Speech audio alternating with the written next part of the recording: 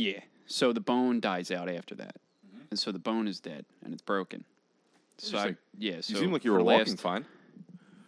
I have relearned how to walk. So the wedding was pretty rough because I was having issues dealing with the stairs. Mm-hmm. So if there's a handrail, I'm using it. Gotcha. That's what I've learned. I've also learned that my doctor was right when he said right leg heaven, left leg hell. You step up with your right foot because it's on my left side.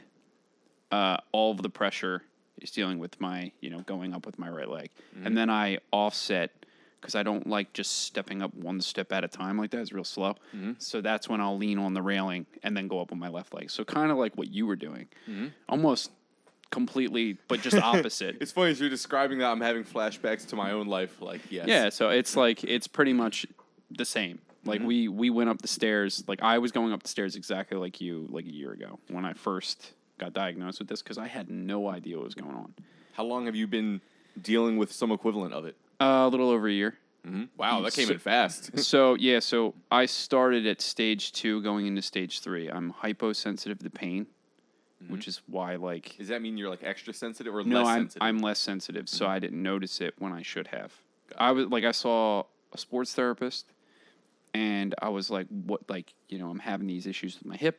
And he was like, listen, you can't just stop working out, though. You're going to have to keep squatting. You're going to have to keep doing... And that was, like, number one, like, no that I found out is, like, all of the exercising that I was doing was load-bearing on my hips, even bench, when I was benching. Would you do that arching in the back? Yeah. Mm-hmm. So I'd push down, and then so that was it. So, like, I was going to say, like, I was going to be rude and be like, yeah, I'm a leg up, but in reality, I'm not. So wait, for me, I used to be personal trainer. I'm really into just, fitness. If something's messed up in your body, oftentimes there's a part of me that says oftentimes you could just work through it, this, that, and the other. So it's really fascinating to me that exercising was actually making it worse. Yeah. Mm-hmm. It was grinding it down because there's nothing left. So by the time that, like, there's no padding left. So when they do the replacement, it's going to be a ceramic head on a titanium rod, on plastic, on metal. There's, like, no padding left. It's done. It's all worn out. It's all broken and, like, grinded down. I'm going to throw a total guess out there. Does that have anything to do with, so you said the blood vessels are dead in that region? Mm-hmm. Does that mean it hasn't been regenerating when you've been grinding it down over the past year? So, yeah, the bone is dead. Mm-hmm. So, like, that they're going to cut off, like, when you think of the femoral head, think of a microphone. Mm-hmm. So, like, the ball of the microphone is going to be completely removed. Then the actual, like, the base of the microphone, we're on, what are we on? Shores? Yeah. All right, yeah, so... you know your stuff. How do you know? Well, we'll get to that. All right, yeah, we can get that, yeah. Shout out to Dad. So, all right, we're on, right? Yeah, sure. Oh, okay. This feels like it's good flow. I've been doing audio checks, but you know what? This seems like we would just naturally transition right into the... So let's go. Yeah, the meat and potatoes. Yeah. Yes. So... Yeah, so like when you think of the ball of the microphone. When you talk, I'll ask that you stay close to the microphone. About I'm sorry. You're good. Yeah, actually, good right here. Would you tilt it down just the slightest bit? Right, mm-hmm. Like that. Yeah. A little up, a little. How about now? Oh no! Wait, a little up more. Oh God. Yes. Oh yeah, that's good. Yes. I can hear you so crisply right now. You're welcome, audience. This is ASMR brought to you by Buddy. Yeah. Love dick.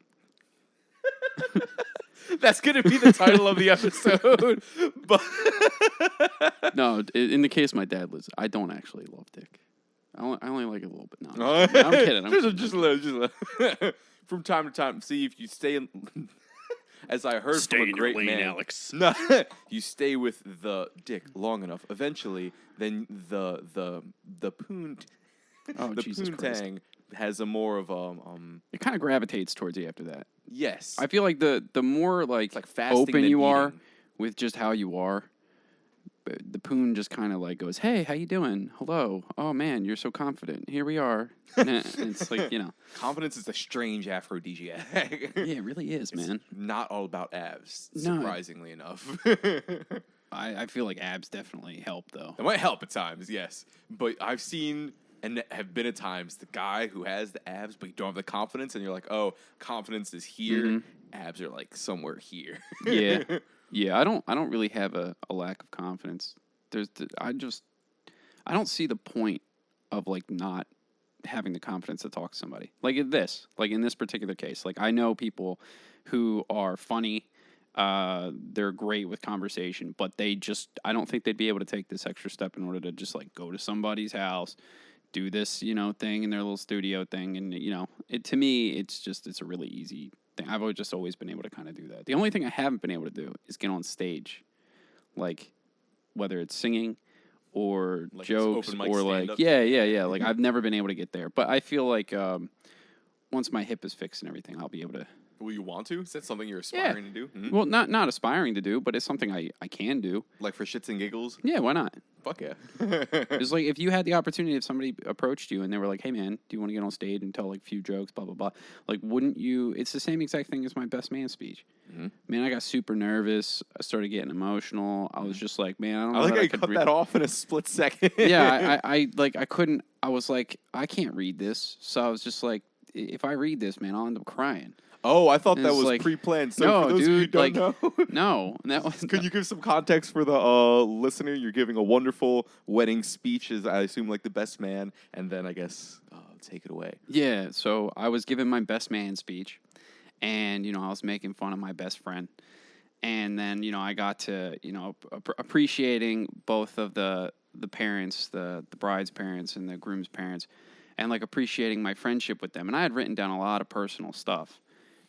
And there's like stuff, you want to share with them and stuff that, First out, you pulled out a scroll. Yeah, I did. This was a very video game, like, badass Kingdom Hearts, Final Fantasy-esque themed wedding. And this man pulls out, like, an old-looking, worn scroll.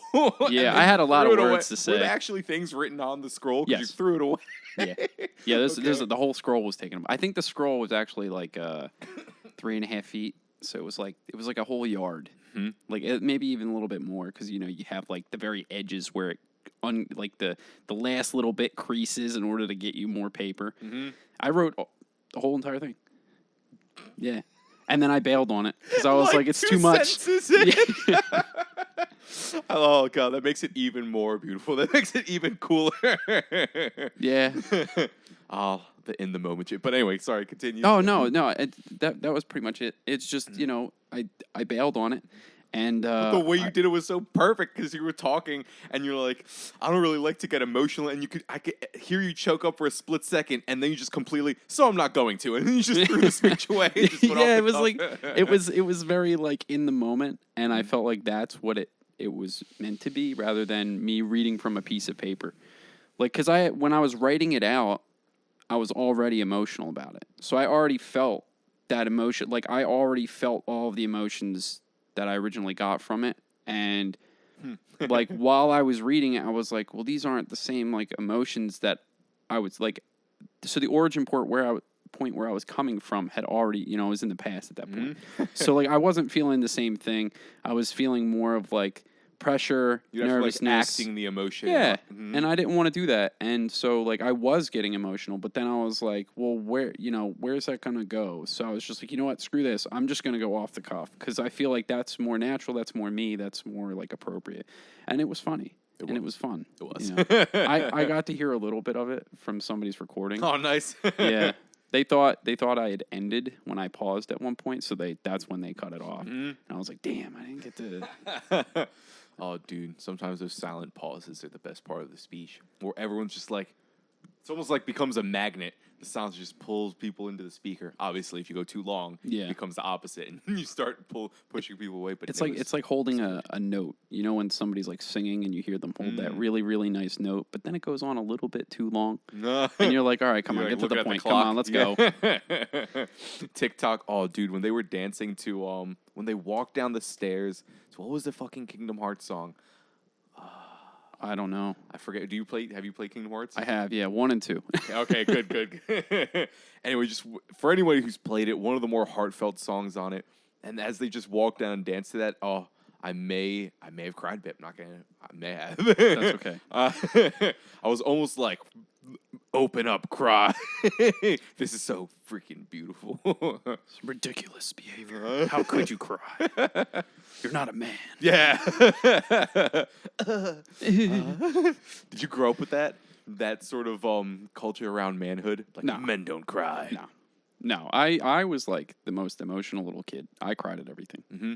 It's like not a big regret. I'm actually really happy that that's the way that it happened, because, going through life, my dad is like a sweet dude.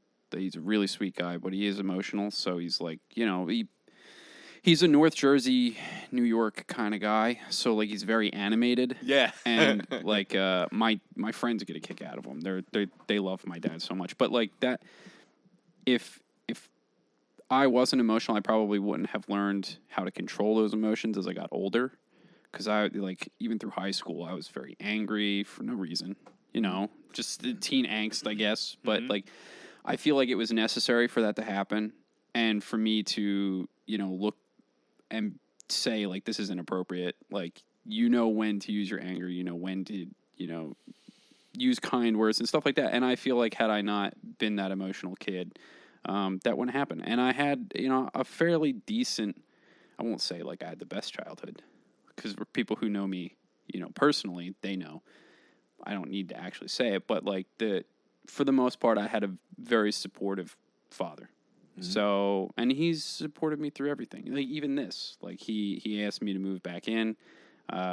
He's helped me out throughout like all my doctor's appointments and everything. So like, and he'll be helping me when I get surgery. Mm-hmm. So he's always kind of looking out for me, and I'm very grateful for that, and I'm very blessed to have that. So now I can't stop having flashes go through my head of just like the very North Jersey, New York, like talk with their hands. Yes. Super explosive. And I don't want he's to not start yelling Italian, into the mic. so it's not like he doesn't Aw. have that like But that's like he okay. doesn't do pine cone, like he doesn't do the shake of the wrist with the pine cone, but he gets very loud. Mm-hmm. And he's also a musician, so like he might not like being called a musician because he doesn't like play anything anymore. He sings occasionally, like on stage and whatnot, but he's how I know about the mics, he is a sound tech.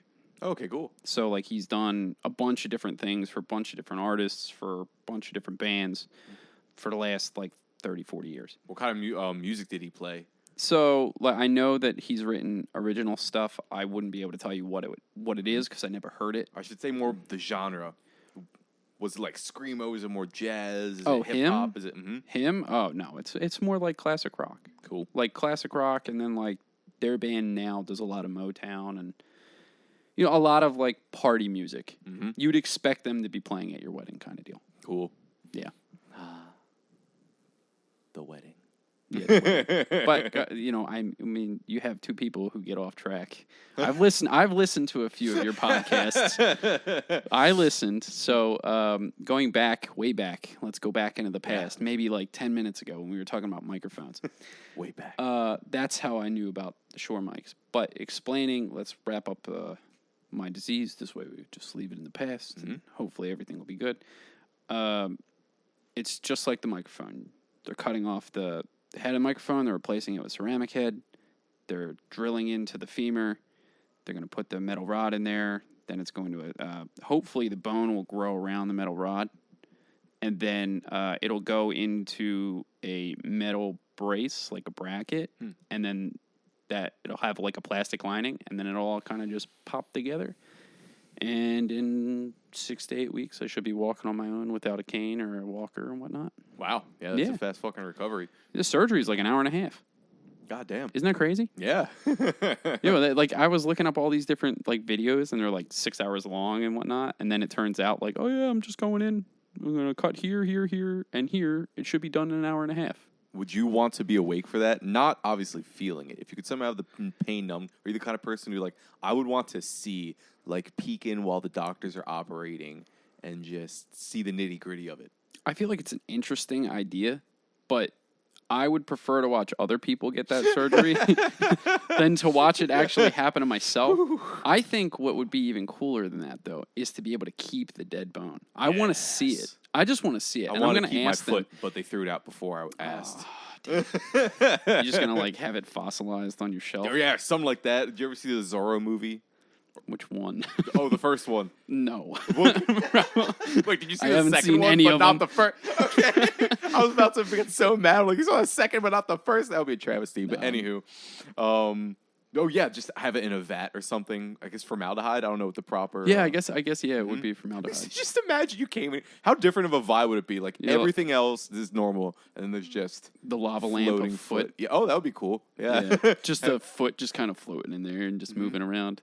That could be a mascot. Have it just sitting right next to you. You know what you got to do is like you got to disconnect like the foot from the ankle to like you got to like separate all the different joints and have them like lined up against the wall here. Right? Have you ever played Resident Evil? Not a lot. No. Okay. Well, there's like the lab. And even in like scary movies, they have like body parts kind of like floating in the thing. Well, I mean, and you could like break down the science of it and be like, this here is the ankle, also known as the blah, blah, blah, blah, blah, blah, blah. I would have to talk about it very slow and calculated like. Like, bro, it's a fucking foot hanging in your room. Yeah, it's just, what the fuck is going on here? It's like, no matter how you talk about it, no matter what language you use, it's a foot in a damn I'm vat. going to be worrying for my life very quickly upon seeing that. Yeah, I don't know that I'd do this. Yeah, like, oh, I have the thing that I forgot, the important other thing that I got. Yeah, that's where my confidence went. That's a good place for it to go out of the fucking room. This is Oh, what? No, I was sipping my drink. I'm sorry. okay. Now you're good. I was gonna dive off to a side tangent for a second. I feel like that's what this is. Yes. It's like every subject we've covered so far is a side tangent. Yeah. I wonder would it be more fun, that or diving like miles deep into a singular topic. I feel like this feels good for now. This feels good. Anywho, I'm here for the ride. all right. You know, you bring up a topic, I'll go. Welcome to the rabbit hole. Yeah. Every now and then we're gonna like grab a foothold or a handhold and like peek into a door or another hole, but then we'll just drop back down the hole. Okay, what the fuck was I gonna say? Oh yeah, you say you're a very confident person. Have you ever found that confidence would border on not narcissism, overconfidence? I'll say. No, I think to be confident, there's a level of narcissism. Because there's a level. I think you have to be able to pull yourself back from that, though. Like you have to be able to discern. You know, are you believing in yourself too much to the point where you're like oblivious to everything else that's going on? Because I used to kickbox, and when I was doing that, when I was learning, sorry, I turned away from the mic to put the drink down. How dare you. When I was learning the difference between being a big fish in a little pond versus being a relatively insignificant fish in a very like large ocean, when I changed gyms, that was something that I had to come to terms with, is that confidence can really screw you. Because you could have the right amount of confidence, but based on the situation, it becomes overconfidence or borderline narcissism. It's the difference between beating people up who have very low capabilities or maybe just their skill level is maxed out at, you know, that particular gym, and you've gone beyond that because you've studied more, you've done your homework, you've done all these great things for yourself that you're, you know, improving vastly and, you know, much quicker than everybody else. But then once you go to let's say a pro gym where I went, I got my ass beat, dude. Like, I got messed up. How far do you live from here? I only live right down the road, but I used to live up in next to Asbury Park. So, Belmar, not Bell, M-A-W-R. Okay. So there's two of them. There's B-E-L-M-A-R, and then there's B-E-L-L-M-A-W-R. That's the one I thought you were talking about. That's the one that's, like, right up the road. Okay. The other one's, like, an hour and 20 minutes away. Okay. So I used to live up there, like central-ish Jersey, closer to the shore. Yeah. But going back to confidence, I had a lot of confidence, even in that gym. And it only grew and it grew and it grew, and then I got my ass beat by a pro. And it took me to, you know, really step back and get humbled like that to understand that, like, I have a lot of improvement ahead. So, like, but, you know, going back to that, like, I feel like confidence comes with, like, a certain level of narcissism. How are you defining narcissism? Self-absorbed. Like, you're your confidence is just like you are in the right, and not necessarily saying that everybody else is wrong. You don't even have to come to that. That doesn't even have to be like a back burner thought. It's more of like you're just that self-absorbed that you think like you're the shit.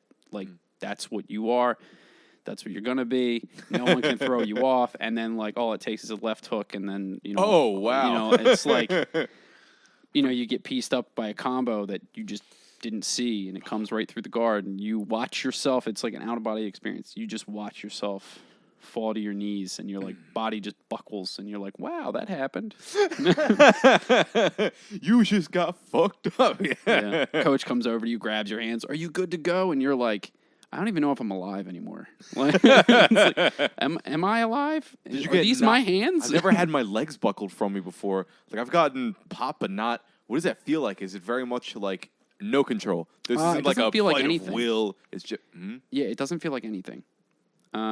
So when I got hit, I know what I got hit with. It started with a right leg kick because I remember my left leg kind of buckling when I went to go step back down. Were you doing real quick kickboxing or MMA? That was MMA, but it was basically kickboxing. It was sparring, but it was like no real takedowns or anything. No, he could have. He didn't. Gotcha. And that's why I think it humbled me the way that it did, because mostly everybody did. Like when I would spar with people who were of like the MMA portion of that, I got taken down. And usually they wailed on me. My takedown defense was trash. Still is. I'm sure it'll always be trash. I had okay jiu-jitsu, but man, the takedowns. That wrestling, yeah. It's wrestling, and they're a wrestling city. That's what they are, dude. They go to state like almost every year. If memory serves me correct, that's like what they're built on. But that's the foundation of MMA. If you don't have good wrestling, you're screwed. That's some shit I need to up, man. Because I have a little bit of jiu-jitsu, but so many jiu-jitsu gyms start from the knees or on the ground already. You never have to get through that first obstacle of taking a motherfucker down. Yeah, got up my wrestling and judo. Oh, judo throws? That'd be so fun. Oh, dude, I've been thrown. That sucks. It's fun to throw people, but it is not fun to hit the ground. It hurts. Yeah. That's why they teach you to smack the ground on your way down to break the fall. But even to be that honest, hurts. like that hurts too. It's like your hand is stinging, it's bright pink, and then like you realize your shoulder's hurting. You realize like your whole left side is numb, and you're just like, oh.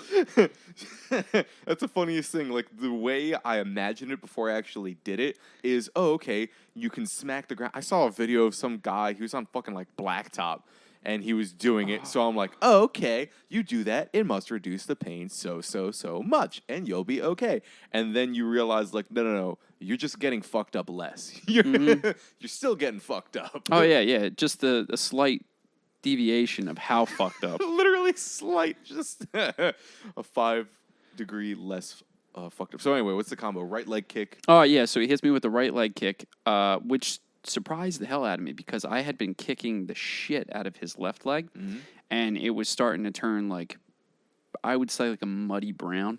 So I bruised the shit out of his left leg. And I could see it almost immediately. Now, whether or not he had previous damage, I have no idea. But I saw it. I know what I saw. I know what my coach saw. I know, like, he was very proud of me for doing that. But it didn't really do much. So, yeah, like, there's a point, like, he hit me with the right leg kick, which caused me to buckle forward because it took my lead leg out. Typically, I fight southpaw now. If I were to fight, it would be southpaw. That's kind of how it was. And then I took it because we actually started boxing with a Golden Gloves boxer. Cool. I did orthodox because he was teaching orthodox. So I was like, okay, I'll have the leg up. No pun intended. So he hits my leg. I buckle forward. He throws like a jab, and it stung me. So I backed up. He threw a right hand and then a left hook, and I went right down. Oh. Did all of them connect? Yes. Oh. So it was like I was a second too late with my thoughts, but I was already in that headspace of like, it's a weird thing to say, but like a headspace of just emptiness. Like I was already on autopilot. He must have hit me with something that rattled me enough to the point where I wasn't really in control anymore, so everything was like a second delay. Mm-hmm. Like I was getting hit and then comprehending how he was hitting me, and then I was going to block the next shot when he had already hit me. So it was like this. It was like the whirlwind of just negative after negative after negative, like building up to that left hook, and then he hit me, and I was like, "Damn." I didn't feel anything. And then I went down. And then like 20, 30, 40 minutes later. Oh. No, so surprisingly, that's not... I've never been... Like, that was the only time where I'm like 100% sure I was completely unconscious. But, like, I don't know how to explain what I saw afterward, but I'm pretty sure, like, I went out. Because they said, like, my eyes went and, like, then they closed. Then I kind of was just limp up against the wall. So I was like, oh, okay. Were you guys sparring hard, or was he just so really clean hard? and Yeah, accurate? no, he was leading up to a fight. Oh, gotcha. So I would spar. Like I never got to fight for myself. I had opportunities to. Like we used to do matches and stuff. What's that? So it's a non-sanctioned bout. So we would do that between like a bunch of different people. They would do the squares on the mat. They'd have like four people on this side, so it'd be 2 to a box, and it'd be like 4 on this side, 4 on that side, with the support beams of the building in between us. And full power, just like... Yeah, not exactly full power, but like, you know, you wanted to win, yeah. so like I think the problem with full power is like people get this notion that if you're just throwing 100% all the time, that's not how fights work. Mm-hmm. There typically is like a feeling out process for a lot of people. I don't believe in that. I think if you can't get somebody's timing down, like from the first punch, that's on you. I don't care. I'm going to hurt you. That's what I've just always believed. So like I've just gone in, not rushed in or anything like that. I've just gone in with the idea that like you're in a fight. There is a possibility you're going to get knocked out. So you might as well just go after them before they go after you. But man, I get sidetracked and I lose my train of thought. What were we talking about? Full power. Sorry. Mm-hmm. I'm a kind of guy that doesn't have like a lot of like knockout power per se. I've hurt people like really bad with Yeah, you're a punches. pretty big guy, so... Yeah. But I'm not like as big as those people. So even though like I've been this height forever at this point, like there are still monsters that are like 5'6". And they hit like a Mack truck. Like I've been hitting the body and gone like, I'm gonna die. Like my whole body is like hot, and like, you know, those are the shots that you really feel. Like I feel like the headshots not so much, but the body just, oh my god, it's brutal. But yeah, so I'm kind of like a Nate Diaz guy. I don't know if you know who that is. So for listeners, Nate Diaz is a fairly tall, scrawny guy who load shots, so he'll just keep hitting you and overwhelm you. Volume, yes. cardio. Yeah. Yeah, and I used to have cardio for days. That kind of went like years ago, but you know, that's what I would try to do. I would try to outpace people and hit you with like 50 to 75% of my shots. Now, I'm not by any means close to the skill level of Nate Diaz, and even though he may look sloppy at times, like there's no comparison. I'm just using that as an example. So, but my kicks, I will say, were brutal. I could hurt people really bad with kicks. They hated holding pads for me. People would refuse to hold pads for me. Yeah, so at the time... Was this during angry teen phase? No, so this is like my early 20s into like my mid-20s. They refused to hold pads. They Sometimes did it's fucking not surprising. Like when you hold a pad, because I'm a shorter guy, right? So I've held pads for bigger guys before, and it's just, they don't even look like they're moving fast, but there's just so much fucking weight behind it, just boom. So that's the other thing is I was a fast kicker. I was a very quick twitch What weight were kicker. you? Roughly. Like 147 pounds to 154 pounds. With the same height you are now? Yeah. Jesus Christ. Yeah, I didn't really have the muscle. Like I didn't have the like the frame. I was still much smaller. As probably like... And for those of you who can't see right now, what are you, 6'2"? 6'3". 6'3", 140 pounds, 6'3". Yeah. That's... Well, when you think about it, the frame is different when you're younger like that. like as I got into my 20s and like developed Mm-hmm. into like what I am now. Mm-hmm. Like I'm a big human now. Like I weigh just under 200 pounds. Mm-hmm. That's probably what I should weigh. Like if I could stand to lose a few pounds, and then I guarantee like pecs and abs would show. But like I'm not like in any rush to do that. Mm-hmm. I like what I eat. I like to have a beer every now Uh-huh. and again. Like there's not like I'm not competing. Mm-hmm. You know, if it were a competition and like I were healthy and I didn't have the hip issue, then yeah, maybe I would. I'd go get my fighter's license and do all that stuff, but I don't have any interest in doing that. Do you have any goals for when your hip gets better?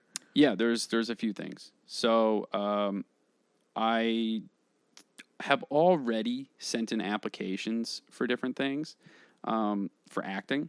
Cool. So I'd like to do that. Nothing. I was trying out for a particular role back in August. I sent something in. They had started filming in late October, but my issue was I didn't have current headshots, and I was still losing weight. Like I only recently got below 200 pounds, like a month and a half ago, maybe. Mm-hmm. So around September, and so like I've only started to get back into like how I want to be. So that's something I want to do. I'd like to get on stage and sing. I have been recording stuff with my guitar teacher. So we'll do vocals, guitar. We'll do some lead guitar here and there. So that's something I would also like to do.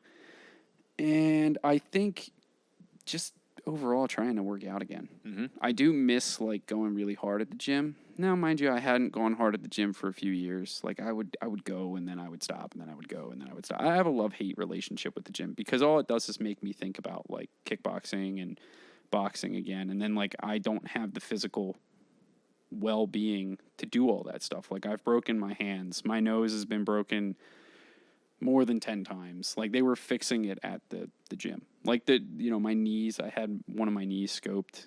Like there's just too many issues physically for me to do fighting. Could you do it more casually just for fun? Yeah, I think so. But then it's funny. Like I genuinely think that more casually is how I get messed up more so than like when I'm training hard.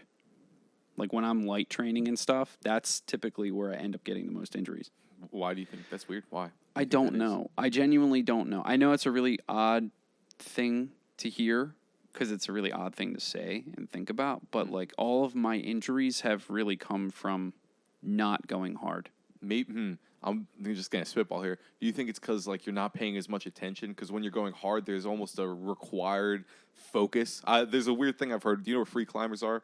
Mm-hmm. Yeah, for those of you who don't know, essentially rock climbers who use no equipment, just by themselves, maybe chalk in their hands or whatever. But I've heard from a guy called Alex Honnold, who's a pro free climber, that a lot of the free climbers who die when they're doing easy climbs.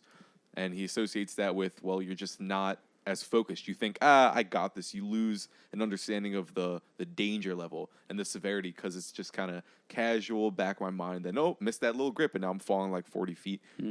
I wonder if it's anything like that with...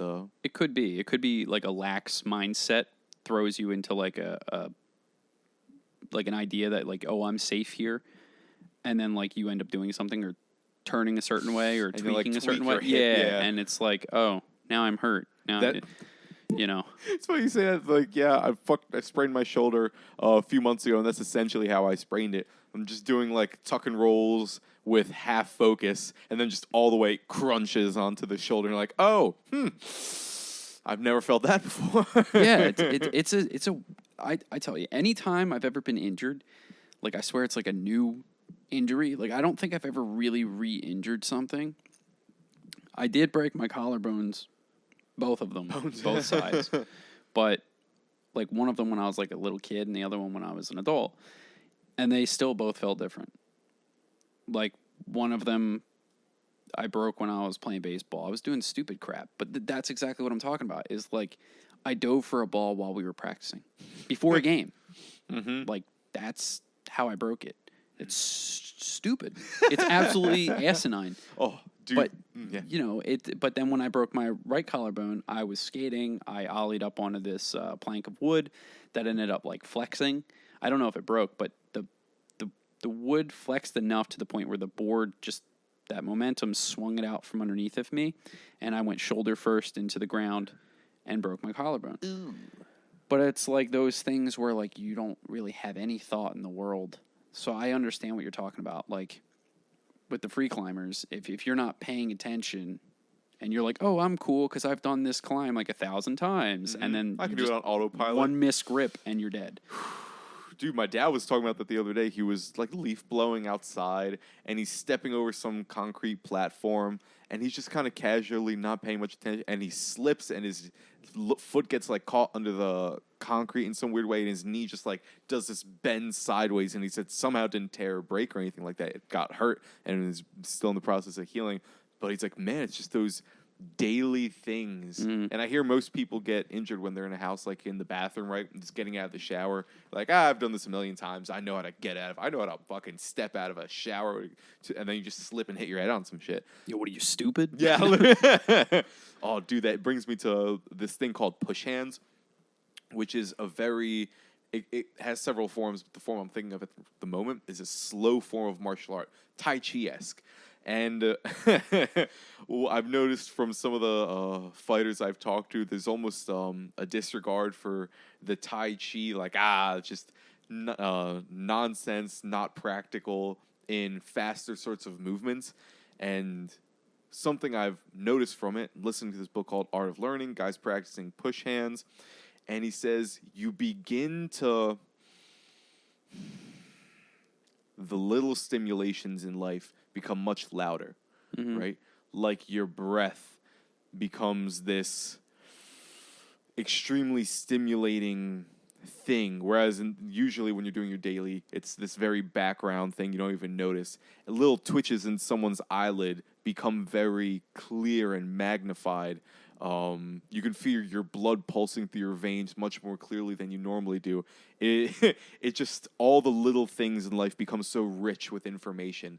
Like just sitting in this room while it's calm and quiet could be this extremely stimulating, wonderful experience because you've almost heightened, it seems, the parts of yourself that perceive the normal, the everyday, the slow, the things that you don't usually put a lot of attention towards. And so maybe you never build that muscle of high focus in very normal, low stress, easy situations. And one quote that always stuck with me is that it's always all on the line. Like the secret to having that focus is recognizing that it's always all on the line. When you're walking and crossing a street, right? And a car could come and hit you if you, for whatever reason, aren't alert to that, right? You could trip down the stairs and hit your head, this, that, and the other. And so to always have this very subtle focus, and obviously when you go into higher stim situations, raising it accordingly. But yeah, notice a lot of focus on the high stim situations, especially like fighters, very extreme, push it to the limit mentality. But at least in the culture I've been grown up in, I haven't seen as much focus placed on being a master of the calm, of the slow flow. Yeah, I'm definitely not a master of the slow flow. That does not happen for me. I'm actually like one to like, I gotta do it now. It's, for example, I went down to Texas to visit a friend, and like on average, how long do you wait for like appetizers and stuff at restaurants? Before I'm getting like pissed off that it's taking a while? No, just like on average, you're at the restaurant with your buddies and like... After I've sat down or after I've ordered? After you've ordered. Maybe like 10, 15, 20 minutes. All right, yeah, dude. They don't do that down there. In Texas? Everybody moves slow. Oh. Everybody. Dude, it's like a half hour to 45 minutes for your appetite. And everybody's just kind of like talking and everybody, having a great time. It's something that I have noticed that like... I hear that's the thing for the East Coasters. Yeah, up here. Like, all right, gotta go. We're like, we want it now. It's gotta go now. So I am one of those people that's of the now. Like I need it now. Like, but for your point, talking about like recognizing like all this like the stimuli that is like around like the fan and like just different things. Maybe it's the feathers on your dream catcher hitting the wall or whatever. I've kind of gotten into that a little bit.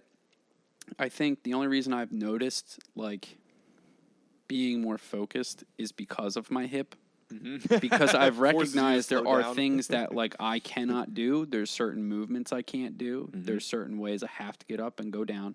I have to get in the car with my ass just like plopping down onto the seat. I can no longer like step in because of the weight that like I can't load bear on, like I can't bear any load on my left leg. So as soon as I go to like step in, immediately I started to feel pain. So like there are certain things that like have woken me up, or rather I've been awakened to because of that. However, I won't knock the Tai Chi crowd because I haven't tried it. So I don't know. It could be bullshit for all I know. That's just reality. There's so many people and so many opinions. I saw this video of this guy talking about how, all he wants to do is go get his cup of coffee in the morning without being judged, without, having to freak out. And what he was explaining in the video is that, like, I guarantee you I could look up any negative thing. Like, we're always looking for something to justify ourselves and, like, any kind of argument we're looking for. So we're constantly in the echo chamber, and with infinite amount of information, whether it's right or wrong, there's always somebody that's going to give us the validation and the satisfaction that we want. So it's like, oh, well, I can say coffee causes blindness. And there's 1,000 reports as soon as he goes to look it up that coffee causes blindness. And then he's like, I could also look up coffee's great for eyesight. And then like, he finds like a bunch of reports. Oh, it's great for eyesight and great for long-term, and he's like, it's all bullshit until you do it yourself. And until you figure it out yourself and like actually find out whether the side effects are bad or good or whatever it might be, you won't know. So there's no point in even like worrying about it or judging it, or, that's why I refuse to sit there and be like, oh, Tai Chi is so stupid. Meh. It's like, yeah, I'm sure it has its benefits for particular people who want to do it.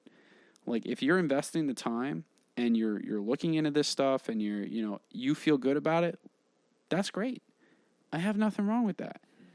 But then, like, if you haven't tried it, though, like, who am I to sit there and be like, well, this is absolute BS and I can't believe you're doing this and wasting your time. It doesn't make any sense to me.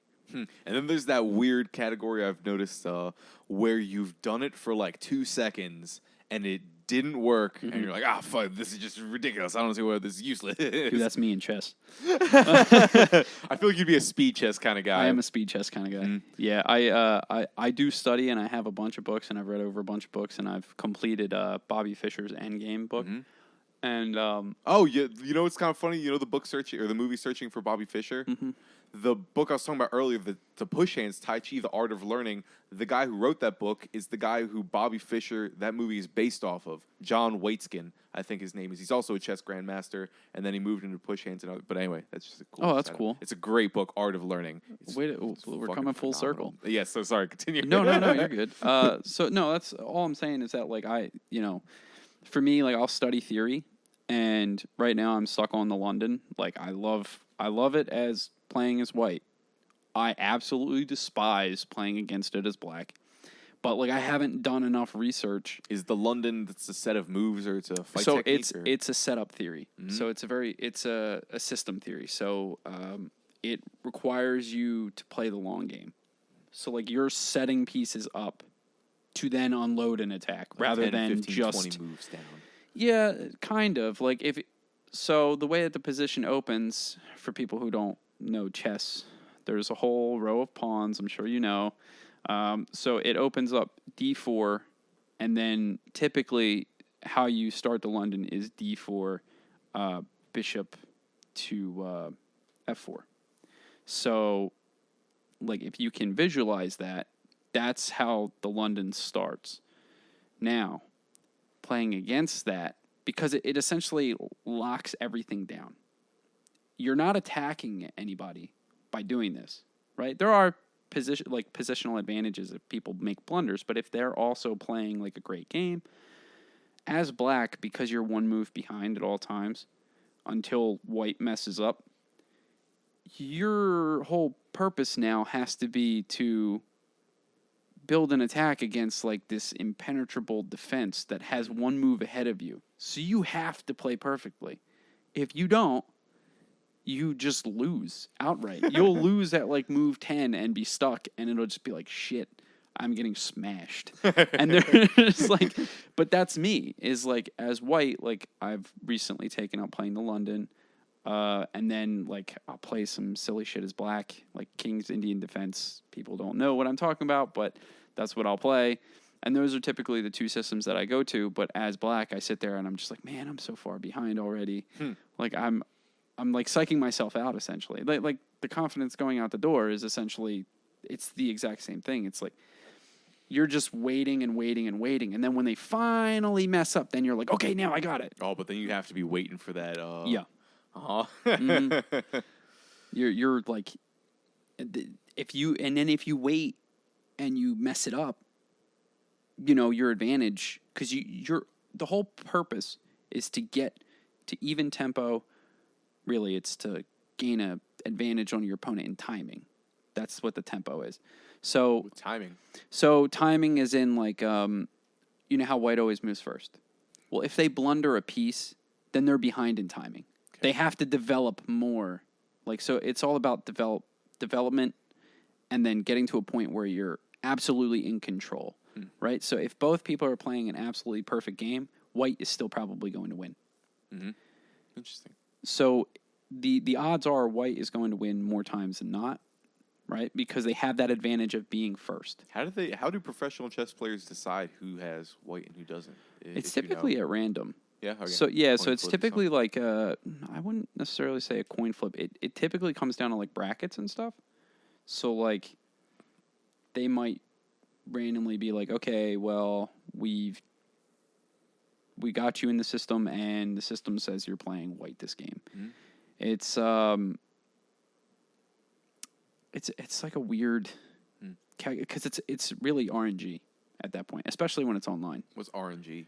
So it's a random like number generator. Random number generator. So RNG is just random. It just means it's just completely random. Mm-hmm. Took me a while to connect that as an acronym. But dude, if you like listening to chess and learning about and things along those lines, I very peripherally, I'll learn it for more translatable principles of things that can translate to other aspects of life.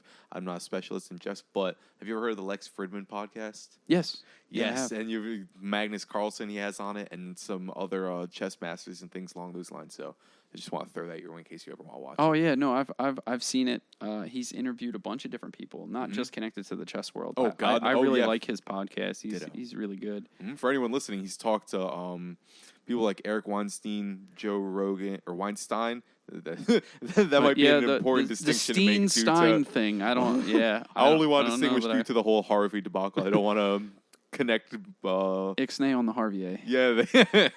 Who the fuck? Who's like the creator of Tesla? How am I blanking on this? Elon Musk. Yeah, he's had Elon Musk on a bunch of times. Professional fighters, things along those lines. So it's very diverse, not just chess. Go Lex Fridman. It's a good podcast. Yeah, but we love chess. So either way, you know, like there's a lot of good content creators for chess, and there are, you know, I think the issue for chess, not that anybody asked, but I'll give my opinion anyway, is that there's really low entertainment value. There aren't too many. Kind of like jiu-jitsu. Yeah, kind of like because like when I think of jiu-jitsu, I immediately think of Gordon Ryan.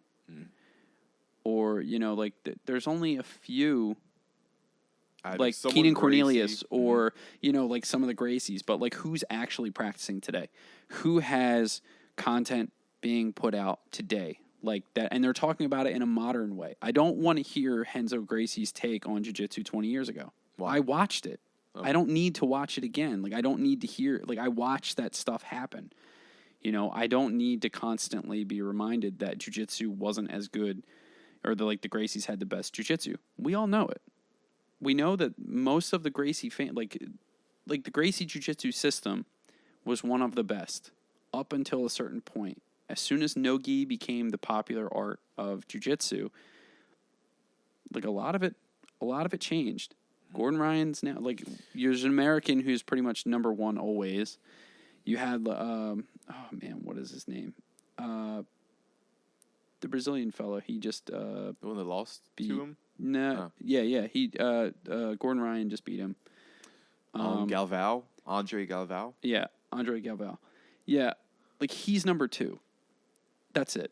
And I heard I didn't watch the fight, but I heard, and this is a common theme with him, that he makes the opponent, Gordon Ryan, makes the opponent look like they don't know. Correct. Like they're a child. And you're like, bro, you're all professional. You're all supposed to be world class. Although he was talking about on the Joe Rogan Experience, and he was saying, like, man, just because jiu-jitsu isn't a very profitable sport for many people, a lot of people don't treat it with professional respect. He's like, I'm on the mat 7 days a week, like 10, 12-hour days every day. A lot of my opponents don't put nearly that much time and effort into it, largely because they can't or at least, well, for simplicity's sake, I'll just say because they can't financially support that much dedication to it.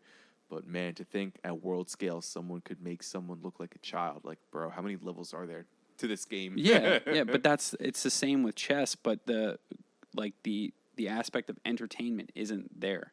Like when you know the result beforehand, like Magnus Carlsen, I know that he's probably going to remain world champion. You know, it's just kind of like a given at this point. That, like, I really enjoy watching different people go up against him in like different, like we were talking about speed chess, like blitz or bullet or whatever, because there's an opportunity for somebody else to win. But as soon as classical enters the chat, it's usually a wrap. And that's the problem I find with chess. That's why, like, right now, I think chess owes a lot to, say, like Hikaru Nakamura. He streams on Twitch. He makes it very entertaining. Does he make commentary while he's playing? Yeah, so it's commentary based. The Chess Bras, Eric Hansen and Amon Hamilton, they both run that, and they're stellar chess players. Now, as far as like Hikaru, Chess Bras. You're right. But that's what I mean but entertainment value, I would actually say the Chess Bras are a little above Hikaru. The following probably goes to Hikaru because he was very close to becoming a world chess champion. And him and Magnus, when they play, it's like you're just watching two gods of the chess world play. You know, it's kind of insane to think about. But then, like, if you go to Magnus's stream, you're typically, anytime I see clips and whatnot, it's just memes because he doesn't really care. So it's like one of those things. He doesn't care about the streaming. Yeah, he doesn't really care about the streaming aspect. So it's like, what then? You know, like you're watching him because you know he's going to win, and he's not like a hated character either. So it's not like you're just tuning in to watch him to lose. You know, whereas Gordon Ryan tends to have that villainous persona. Who's the fucking Mayweather? Yeah, that Mayweather vibe. Like, I just want to see him. You just want to see him lose. The Logan Paul, yeah. You know, yeah, exactly. The Paul brothers. Like, I kind of figured going to that. I kind of figured Anderson was going to lose. I don't know if you watched that fight. I watched a little bit of it. I was decently surprised because he's such a legendary striker. But there's a part of me that just hates to admit that the Paul brother is actually good at boxing. I would say Jake is getting good at boxing. Better? Or who's the older one? The older one is Logan. Okay, so sorry, I meant Jake Paul. Jake, yeah. Jake is the one who's actually taken like an actual step towards boxing. That's what I meant. I hate to admit that he is actually good for some reason. He would beat my ass, probably for sure. Right, yeah. Well, I mean, like if I had to bet, if we were boxing, yes. yeah. If I had to bet on a kickboxing bout, I'm pretty sure that shit gets weird, right? Especially you add grappling to the mix. Yeah, as soon as you start adding other things, like then that's where I would start to say, like, that's where I would have been like, if this was an MMA bout, I know Anderson would have won. Oh my god! Because he was never a knockout artist, ever. When did you ever see him knock people out with one punch? Yeah. Well, I never watched very many of his fights.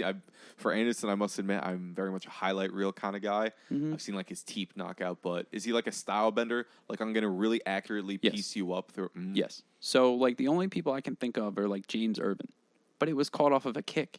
It was a counter off of a kick. That doesn't happen in boxing.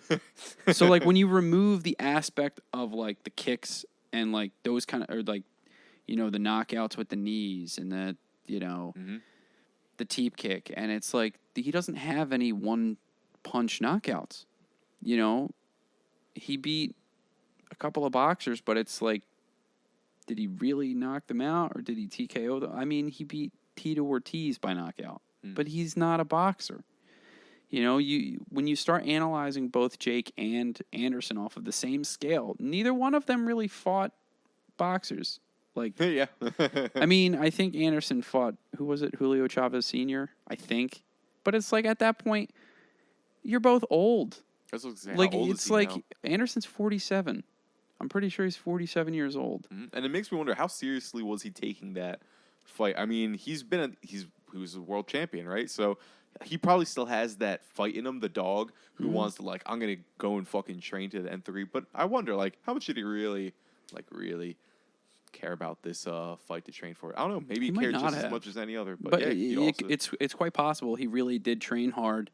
He came in there with every intention to win, but Jake hit him with the knockdown. But also, and it was like watching Anderson when he fought Damian Maia. He refused to go forward, and that was one of those things. Like, I think it was round 1, 3, and I don't remember how many rounds there were. I just remember most of the rounds, Anderson was kind of just lollygagging, not really pressing the action.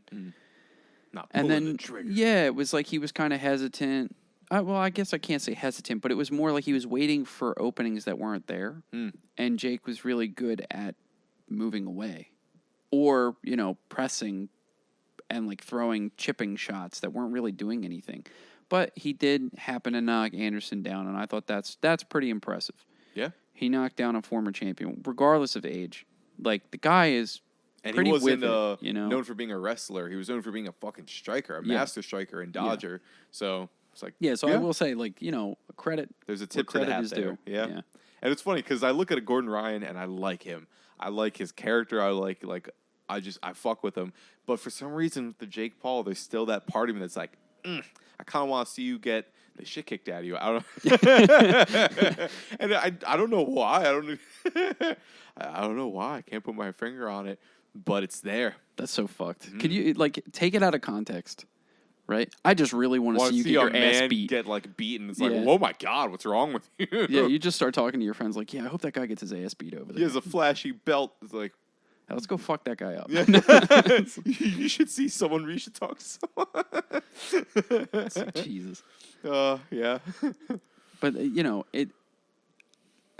Gordon Ryan for me is like one of those people that he's so good at what he does that he's single-handedly almost killed jiu-jitsu. And, like, I know that might be, like, a hard take. And maybe it's not. What do you mean? So everybody, it's kind of like Magnus Carlsen with chess. Everybody knows he's going to win. So what is the point of investing the watch when there is no, like, drama? That's what people go for. They go for the drama. They go for, like, for example, the UFC is running an event this upcoming weekend. Stylebender is going up against Alex Pereira, and Alex Pereira knocked out Stylebender when they were kickboxing. So there's something there. There's kind of like, who's going to win? Like, now I want Izzy to win because I'm a hardcore Izzy fan. Oh, dude, this is kind of weird. I was really fucking with Izzy for a while. I saw him on the Joe Rogan Experience. I'm like, oh, this is a cool character. It's a cool cat. Saw some of his fights. I really liked it. But I saw some of his fight highlights. But then I watched his fight with that Italian dude for the second time. I don't remember the name. And I saw him do like an eye gouge. And it's like, they did in slow-mo. It was like, didn't look accidental. Later in the fight, he did a groin kick. And to keep that in mind with him being one of the most accurate, he's known for being super precise with his strikes. And on the scale of world class, it just made me feel like, I don't know, there was something that didn't sit well with me about that. Like, what about the honor of the sport, the honor of the game, and things along those lines? And I don't know, when it's a fight and you're allowed to get away with, because you can do an eye gouge and you don't lose the fight immediately. Like, you'll have some penalty, but you will be, in a sense, allowed to do that at least once, maybe twice in the fight before the fight is stopped. So I think refs have to get harder on that. I think they have to just start taking points. Like, I mean, if like Martin Vettori, I don't even like that guy, but if it means that, like, it's going to end up being another Colby Kamaru incident where you see Colby kicked. Now, I like Kamaru Usman.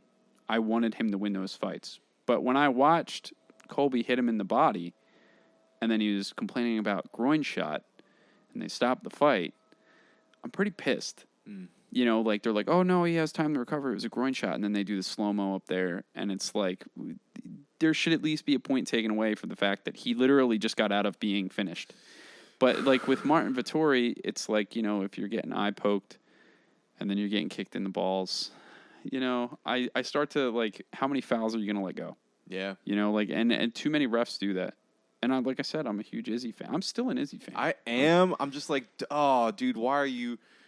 I just want to see you win with honor. I don't know, something like that. I don't. And that sounds so corny to say. I don't even know if that's the right way to put it. You nerd. Yeah, right. Did you ever hear Louis Simmons, powerlifting legend, and he was a very savage kind of mentality with it. Like, one of his quotes is, "It's not illegal to take drugs in this lifting federation. Mm-hmm. It's illegal to get caught taking drugs in this lifting federation." And is that a ethical or moral? Is that a good mindset and principle to have when you're on high level competition? Like, it's not illegal to take PEDs or do a groin kick or an eye poke or grab the fence or the glove. It's illegal to get caught doing it. Mm-hmm. Like, oof, it's a really weird moral thing. Yeah. Like for us, it's a moral dilemma because you might like somebody and you're watching them cheat.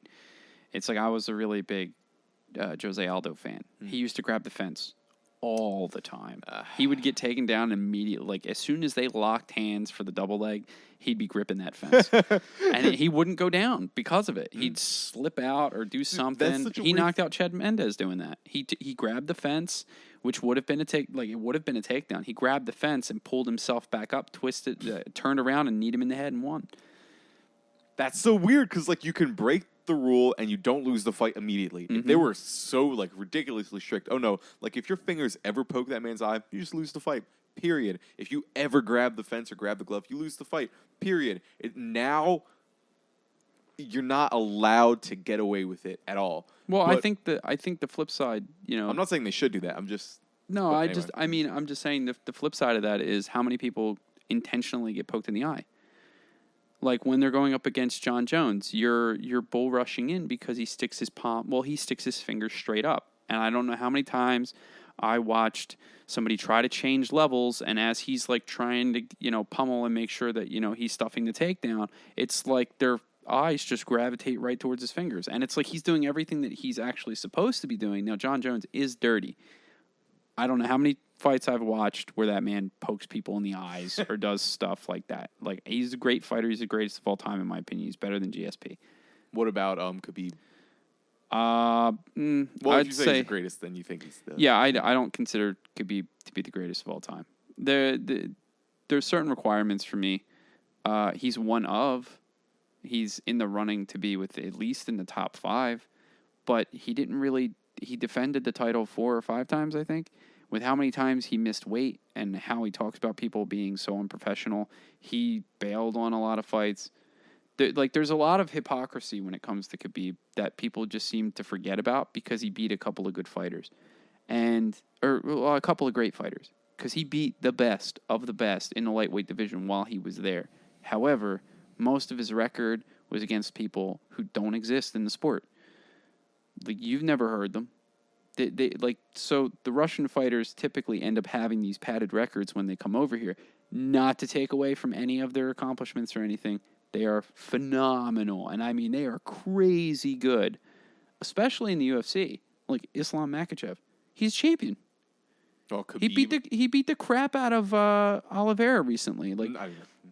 Like Khabib is his coach. Oh wait, he beat the shit out of Oliveira? Yeah. There's a new lightweight champion. Oh, yeah, new lightweight champion. Mm-hmm. But my point is that, like, when when they're faced with that level of competition over and over again, typically they end up losing. Like, I don't think there was ever really one undefeated champion besides Khabib, but Khabib didn't fight everybody. He was out for like extended periods of time. When he fought Michael Johnson, there was a lot of questions about that fight because Michael Johnson rocked him at least twice and then took him down, held him down, and that's where he, if that's what you're going to do, that's what you're going to do. That's great and all. It's just don't expect people to be like overly happy about it. Like, he's just wailing on him. That's what you're supposed to do. You're supposed to win the fight at all costs, right? But then at what point is it a show? And what point is but that's what I mean is fight? Like that was Khabib's career. Hmm? Oh yeah, I'm just Like, gonna take you down. I'm gonna you, take and you then down beat the shit out of you. and beat the shit out of you. But like, a lot of them were decisions. Remember that. Like the last like 2 or 3, I think he choked out. Who did he choke out? Well, that wasn't. I don't think he choked Connor. I think that was like a neck crank. Did he? He submitted Connor, right? Didn't Connor tap? Yeah, I think it was like a bunch of them were rear naked chokes from the ground. Like that. Like that's great. That's entertaining to me. But like with the rest of it, like it's like why I don't consider GSP. Like he dismantled people, but he didn't really do anything we didn't expect him to do. Like he didn't go above and beyond. Like John is so crazy with everything that he does that it's just insane to watch that guy. Like out of nowhere he just starts throwing like spinning kicks, then he like throws like I don't even know why, but it's like I would expect him to like jump up into the air and then try to bring an elbow down. Like it like doesn't make any sense, but like that's just what it is. Like he's so wonder if inventive. he does that for showmanship or because it increases his odds of winning. Like when you can do a strike that's so unexpected, that almost seems dangerous in and of itself. Even if in many traditional senses it wouldn't be a practical strike, but you're such an expert, you know the perfect time to employ it, where this other person is just so shocked by the fact that you'd even fucking do this ridiculously, maybe even dangerous to yourself move. Yeah, look, I'm just speaking out of my ass here, but I have the feeling that it's like take everything I say with a grain of salt. But like the idea that he's so unorthodox that people don't understand how to fight him. Like you had the best heavyweight, in my opinion, which was Daniel Cormier. Like I do rank him above Stipe, even though Stipe has the most defenses in the heavyweight division. I just think stylistically and overall well-roundedness, I think it goes to DC. The best heavyweight in DC, in my opinion, could not even come close. And yes, John was on drugs. Like, yes, he got suspended. Yes, like all that shit happened. But being on steroids doesn't mean you time out head kicks. Like the way he beat the crap out of DC in both fights. He dismantled DC in both fights. Whether it was him using cocaine that weekend or whatever it was, that doesn't magically make you a great fighter. You know, so like even though he cheated, he's still better technique-wise. Like, he's still stronger in the wrestling department. He has all of these skills, and he is just so damn good. Do I hate the fact that he cheated? Absolutely. Like, I hate it. It was one of the reasons why I didn't consider him the GOAT for a while. But then when I look at everybody else that's in that conversation, I immediately have to go, damn, dude, like, John just... The level of competition, he just wrecked everybody. The only person I could ever say that he just clearly did not wreck and barely won against was it that blonde dude? Alexander Gustafsson? No, I during the time I thought Alexander won, and then I rewatched it and I was like, no, I could see why John won. Unanimous decision though, no, I could not understand how he got unanimous. What I was going to say, Dominic Reyes. I thought Dominic Reyes won that fight when I first watched it. Then I rewatched it, and I was like, it kind of favors a draw or Dominic Reyes. That's the only fight that I ever thought John was actually, like, not hurt in, but, like, his chances were very slim. He pressed forward a lot, but he couldn't get the takedowns. The strikes coming out of Dominic's hands were a hell of a lot harder. It just so happened that he outstruck him. Like, I'm pretty sure John outstruck him by a couple of strikes. Neither one of them really had takedowns. So it was like it came down to a numbers game. It's kind of like GSP versus Johnny Hendricks. Oh, dude, this brings up a little question in mind. What would you think about playing a fight? You ever play the UFC fight game? The video game? Okay. Yeah, Did you like it? Yeah, I did. Yeah. What would you think about playing a video game that was, like, just as in-depth with all the moves you can do, but... You can do, it's like a street fight. You can do eye gouges. You're on, maybe there's concrete. You could do like ridiculous shit. Like maybe, I'll get real brutal for a second. Like some Mortal Kombat. Literally, but like realistic Mortal Kombat. I can do fucking bites or groin kicks or like all that to the nth degree. I feel like there's a fucked up part of me that's like, I don't even know if it's a fucked up part. Not even see it, but play it. Like that sounds super fun. I don't know, dude. Like that. I don't know. It's an odd thing because I immediately think of like Blitz. Do you remember the game Blitz? No. Okay, so in the early 2000s, this is the old guy in the room talking. The early 2000s, Back when in I the was a day. wee lad, there were this game for the 64. It was called NFL Blitz. Right? You could like it was a football game. It was an NFL game except like anything went. So they would grab. Like, they would hold you and, like, slam you and do all this stuff, and it just kept getting more evolved. So, like, you could chop block people to break their legs. What's chop block? So you're essentially tackling at the knees. Yeah, so, like, you're tackling people at the knees. You could try to break their legs. It's really messed up Was it stuff. rated M? Like, would it be? Oh, yeah. Oh, yeah, right. it was rated M. I think at some point, if I'm not mistaken, NFL dropped their name off of it. I could be mistaken. I could be mistaken, but I'm pretty sure at some point they did because, I mean, think about the ties to that. Is like And like kids playing that, Yeah. And a parent walks in and like, oh, you're playing a football. Jesus Christ, this isn't a football Johnny, game. you broke his leg. Nah, Yeah. I did it, Mom. Dude, yeah, there's a weird. You brought up Mortal Kombat because that is like the perfect comparison for the kind of fight game like I'm the X-ray describing. moves. But it's so exaggerated. It's so theatrical and unrealistic. Maybe that kind of pads it. Like in a weird way, it makes it more palatable. Yeah, Like, I mean, it's ninjas. You know, it's like you have some lady with like barely any face, and it's all taken up by like teeth. Did you ever see Django Unchained? Yes. Do you remember the Mandingo fight? The Mandingo fight. When Yes. they walk it? Yeah. There was something like, ooh, this isn't like a normal movie okay. fight scene. This touches, primal. Yeah, it it was touches. You feel very different watching that compared to like John Wick, who's just killing with pencils like hundreds of people. It's like an uncomfortable feeling because it was real. Like Yeah. you could see that happen even now. Like people get into street fights and like people will like stomp on people's heads and shit. You'll see on like what's World the Star? World Star? Yeah. So it's like I There's a hell guess of a name for that. I guess I would try that game. Right? If, like what would you call it? Death. I don't know. Come to die. Hey, there you go. That sounds more jolly.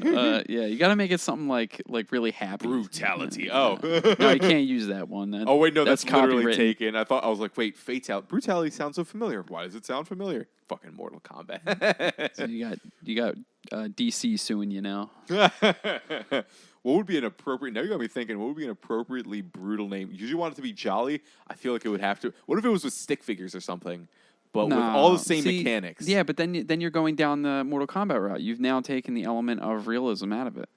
I think the idea is like you want it to be like the graphics they use for like all of the sports games now, how they look so real. I think that's where you would want to go. So whatever engine they're running that off of, I don't know if it's Unreal Engine or whatever, but that's the engine, the gaming engine you would put it on, and then you would animate everybody, and there'd have to be limits. You couldn't just like I can't bite someone's balls off. I mean, come on, dude. Right? Do you want to sell your game or not? That would be that might be a bit much. That's like, ooh, this isn't ooh. It's like, yeah, that's gross. Yeah, it's like, yeah. But yeah. Do you want to sell your game or not? Yeah, like you gotta pick. There's a fine line you're gonna be walking here. Like as soon as anything becomes real, then you got the, news networks going tonight at 8:00. Games infecting your children's brains, violence and blah blah blah blah blah blah. No, I don't, because it's so exaggerated. But are you telling me that the kid across the street who's 10 years old playing Call of Duty Zombies, right? Like they still do that, right? Oh yeah. Okay, yeah. So Call of Duty Zombies I do. That's what it's like right now in Eastern Europe. Like it's not the same. One of the things when I was growing up that I don't know if I can't associate. I don't know exactly why I had this, but there was a weird view I remember having of violence and of war. It was very romanticized, almost as if my understanding of what war is in combat and battle, it was very similar to all the movies I'd seen in video games. And that's not to say I was so willing to go and like, I don't know, if someone annoyed me at school, I'd grab a gun and, shoot them. It didn't seem to take me down that path. It just made me see all these wars as very unserious things. Like, They're just almost games. There's a huge disconnect. Yeah. There is. I'm not saying that we aren't desensitized. I'm not saying that. What I'm just saying is that I don't believe that playing Mortal Kombat is going to give this kid the impression that he goes and like starts beating up and ripping people's spines out. Yeah, you know what I I mean? didn't Like have, that's the kind of as far as I stuff know. that like they perpetuate on all these news networks. They, oh, they're going to be fighting. Oh, they're going to go into their school with weapons. Oh, they're going to do. No, they're not. No, they're not. Those people who do that are psychologically impaired. Like the people who are doing that kind of stuff are not playing games going like, oh yeah, I'm You know what? This I'm seems hopping kinda on fun. Halo. Yeah. Like, do you wanna go shoot up that Quickie Mart over there? Like what? Like no. Dude. Yeah.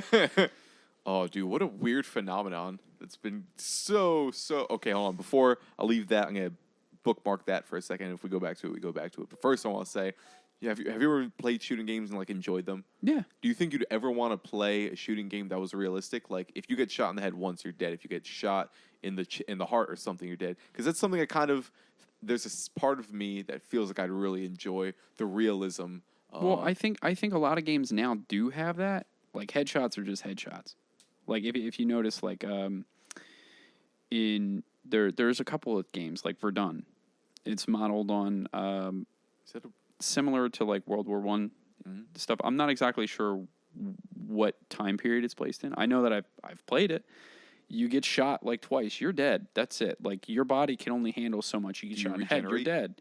Yeah, there's a respawning point and whatnot. Oh no! I mean, like if you get shot, Are you talking once, about like that's will it? your The health game is come over. back up? No, Mm-hmm. no. So it's like you're shot again and it's done. Cool. Like typically, what ends up happening is it's fairly real. Like there are healing mechanics where you can like patch yourself up because the game needs that kind of stuff. Or at least I don't remember your health just randomly regenerating. I could be wrong, but let's, for the sake of example, say that I'm right. There's the mechanic you can heal yourself. Cool. Right, with whatever med kits or whatever. Mm-hmm. But typically, headshot is headshot. You're dead. Like that's just what it is. And there isn't like. It's the same as real life. If you're getting shot, you're not just suddenly like tucking and rolling.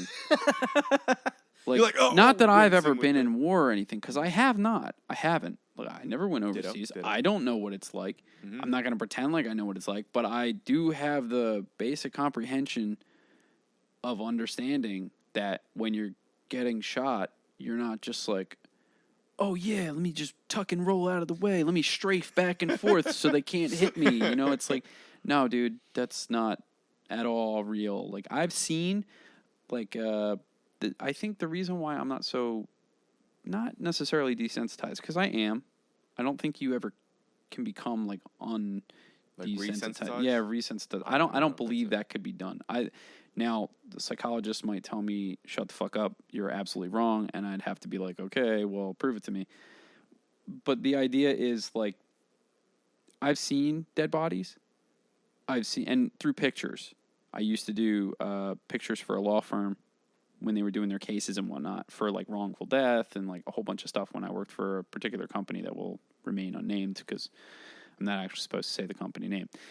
So when I was working there, this law firm would come in and I would do all of the photos.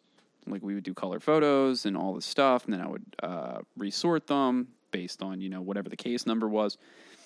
And after a while, it's like, oh yeah, that's what texting and driving can do. That's what being shot in the back of the head can do. That's what, somebody killing themselves and being left in a tub for like a month can do. Like those are things that are real. And see that, and then go back to the games. Like, they're not even close. They're not. They're just not close. And that's why I have the belief that it's bullshit that video games causes violence. Like, if a person is unhinged, sure. But the general person who is completely capable of understanding right and wrong, no. It's just not going to happen. Like I said, they're not going to go into their school going like uppercut. Like it's just not going to fucking Hadouken, Shoryuken. Yeah, like they're not just like Now, I'm not going to say there aren't those weird weebs that go and they run with their arms behind them. You know, you know what? I shouldn't judge. I know people like that, but it is weird. It is kind of weird. People don't do that. You're not in an anime. Stop it. Just stop. I'm not saying that's weird. I wonder why weird has so often been connected with like a negative connotation, because weird could also mean it's just it's out of the ordinary. Yeah, like it is a very out of the ordinary thing to see. Yeah, I've seen too many people run with their arms behind them. They're just like, oh, it's for wind resistance. I'm like, you stop that right now. Someone should tell those Olympians, those stupid Olympians. Yeah, those idiot Olympians, man. When they're running, I want to see Usain Bolt do that. Dude, watch in like 10 years, they just doing that in the Olympics. Like, we were wrong. It turns out. Oh my god! And then like you see them like on the anime programs, like you'll see them like run with the wooden sandals. like I've seen people at conventions run with that stuff. Because I'm a nerd myself. I used to dress up all the time. I dressed up as Link. I dressed up as Spider-Man. I've dressed up as like a bunch of different characters, right? So like I know there's an inner nerd in here, and I had no problem admitting that. Ditto. But when I see One people Piece like tattoo. that's awesome. Thank you. When I see people running like anime characters and stuff, Kind of want to trip and them. like Not really. No. talking in Japanese that they only learned from the show, that isn't like real Japanese. It's like situational Japanese for that particular anime. Like, and they're just making shit up, and they're like, "Oh yeah, I studied Japanese, and I'm so cool." Oh, I'm you're just like bullshitting. I'm like, stop! You're embarrassing everybody. Read the room. Just stop. Oh, like that cringe tension. Oh no, That's so palpable, and yet somehow some people just either they're desensitized to it, or they just truck on through it, or they just don't know for whatever reason. Yeah, dude, I don't know Japanese. I think certain words are really funny. Like when they're like "nani," like that stuff is hilarious. Oh, I just know how to make potentially offensive old samurai Japanese. Yeah, that's great. As Centaur says, that's every time I'm doing like an Asian accent, that's all it manifests itself as. Oh, and now we will do this. Why did you sound like a really angry Mario? oh no! I'm not trying to go for Mario. Oh, I gotcha. Oh, I will leave this alone for now. See that maybe no, it's like Mario. Like maybe the Japanese Italian. I guess not that's very what good at Mario this. is. Let's If you be think real. about it, if you think about it, that's what Mario shit. is. You know what? I'll take that Japanese, then as a compliment Italian. and rewrite my previous Or statement. Italian Japanese. How do we discern that? I don't know. He's majority Italian, right? But he's created by Japanese people. Was he created by Japanese? I'm pretty sure. Well, hold on. He started out as Jumpman, but I'm pretty sure He started Jumpman as was a Jumpman? Nintendo. Yeah, He was called just Jump. It's called Jumpman. My boy used to jump. Dude, I love how some people that sounds like such an engineered made name. Like, matter of fact, what does he do? He jumps. He is a man. Yeah. He is Jumpman. Yeah, it sounds like bullshit. Like it really does. Like when you think about like the simplest of like those things, it just sounds like complete bullshit. Run, jump, coin grab, man. Yeah. Could you imagine? It's run, jump, coin, jump, grab, Wait, man. can you say it with a Japanese No, I don't even think I could say it at all. I tried. I just tried to say it. Oh, that was the Well, no, that was my come on down. yeah. Target by Jumpman coin grab thing game. Yeah, that's what I got. And then the thumbs up, like for the commercial. With a smile. You're like, yeah. Yes. Give him a wink. Yes. That's perfect. Watch that be the one thing that gets me somehow canceled. Not all the other super abortion, Trump, all those things I've talked around the podcast. It's the angry Asian attempt accent. That's gonna be the thing. When it comes to politics and whatnot, people get in such a tizzy about everything that I swear they feel so entitled to their own thing. That they can't fathom somebody having like a difference of opinion. So my take on politics is issue to issue. And oh my god! So it's what? I know, right? Like someone you don't like might actually tell the truth and like have a good idea or have a good policy that benefits everybody. And then they may suck as a person or something, but we all benefited from certain policies that the Orange Man had. No. like, do I like the guy? No. But Yeah. I know that certain policies gave me more money in my paycheck, so it brings up an interesting question. It's like if the best doctor I can have access to, not saying the Orange Man was the best doctor, but continuing with the analogy because it'll make sense. The best doctor I have is racist, but has a record of doing incredible operations on people of all races. It's like, yeah, in his personal life, maybe I wouldn't like him too much, but he's still really good at the job. Yeah, and if he's still the best, he's the best. So again, not to say the Orange Man was the. I love that that's how you. No, I don't think he was ever even close. But to being still, the best. even do you not want that person to do operation on your kid, for example, if they're sick? Like just because they have some personality traits you don't like? Strange. Yeah, I think an issue with today's society is if you don't believe my side, you're wrong. But that echo chamber type thing. What a word. Yeah, because that's all it is. Doesn't believe imply? Do you think believe implies not knowing? Like, for some reason, I don't understand the truth or the fact of this situation, but I'm going to hold on to this idea as if it's the truth and the fact of the situation. Yeah. That's exactly how I view it, because nowadays it's I have this ideology. You have to also have this ideology, or you're a racist, or you're a bigot, or you're this. If you don't immediately agree with what I say, and that to me goes for both sides of the aisle, but particularly one side of the aisle seems to be more vocal about it. So wait, can I guess about which side you're talking about? Yeah, go ahead. Go right ahead. Left. Yeah. Yeah, I just it's your podcast. I don't want to. it's your No, you're good. You're good. You want to stay on Spotify or not? Oh, fuck, dude. Let's talk about it. No, but that's one of those things. Like, I don't hold any love for either side because I think they're both full of bullshit. I really do. I think they're both liars. I think the majority of the time they're out to make more money. All right. So my dad has said to me before that I would get assassinated. In government, I would get assassinated because my ideas are so pro-people versus pro-politician and pro-government that, they would have to whack me if I got into the office. They would, because all right, so my first thing would be no more stocks for public officials. You're a public official. To me, you shouldn't have private rights. You should be well aware that you're responsible for everything that you're doing. Insider trading should be jail for life. It shouldn't be some little slap on the wrist that they keep getting. Because that's what I hear that it is at the moment. If you get called for instance, it's like getting a ticket for speeding. Yeah, it's ridiculous. Because if somebody else were to get that, like not in government, they'd be screwed. They'd be treated as the scum of the earth. But you have these politicians who can get away with every little thing. Then the other thing I would take away is their money for speeches.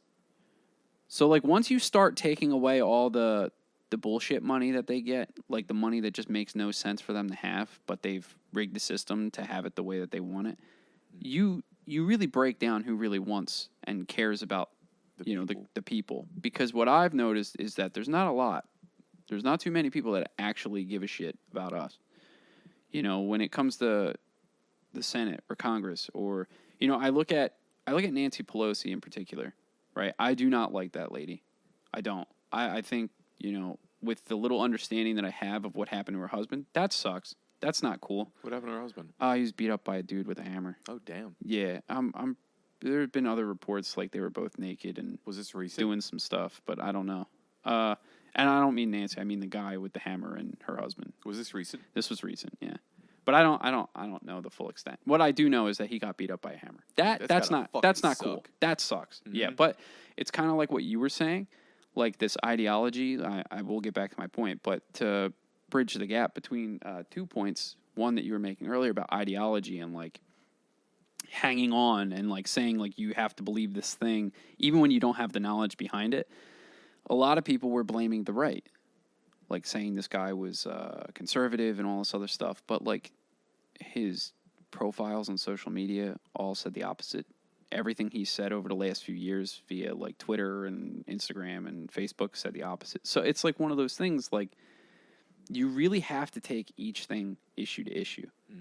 And even to really jump on this for a second, is to put that as something on the right, like this man is a representative of the right, like why are you putting that on the entire group? And this isn't that this gets strange to start to identify people as group is something I heard someone talk about the other day, and like it stuck with me. Like that's individuals. It's a bunch of individuals, and to just label this man as Well, the uncomfortable truth is that our government doesn't want you to be an individual. You're gonna. This is what you're gonna get, and you're gonna like it. That's what we've gotten. That's the point of politics that we're at, and they're not even afraid to hide it anymore. What is some evidence you have that leads you to that conclusion? So, like, let's take the housing market. Like, there are a bunch of different businesses buying up. The government is essentially buying up homes, and then they're going to rent them out. You're not going to own anything. Like, that's what's happening right now. Now, mind you, I don't like that, this kind of started with Orange Boy, like lowering the annual percentages and whatnot for the housing market. It's only going to come back the other way. But right now, what they're doing is I can't remember the exact term, but they're trying to get essentially, so businesses and banks are buying up homes and then they're renting them out. So you will own nothing and you will like it. That's essentially what they're saying. That's essentially what's coming. That's what's happening. The housing market is completely insane right now. And even though it might come down, it's exactly like gas. Gas comes down 20 cents and they're cheering. They're saying, oh my God, this is an amazing thing. It's like, no, it's not. It's still $2 too much. Like, just because you just happen to get it down from $3.99 to $3.79, that's not an improvement. That doesn't mean shit to me. That's still way too much money for my paycheck. Like, think about the position. Like, the problem is with government in general is you have all of these people who make ridiculous salaries voting on issues that are impacting people who make peanuts in comparison to them.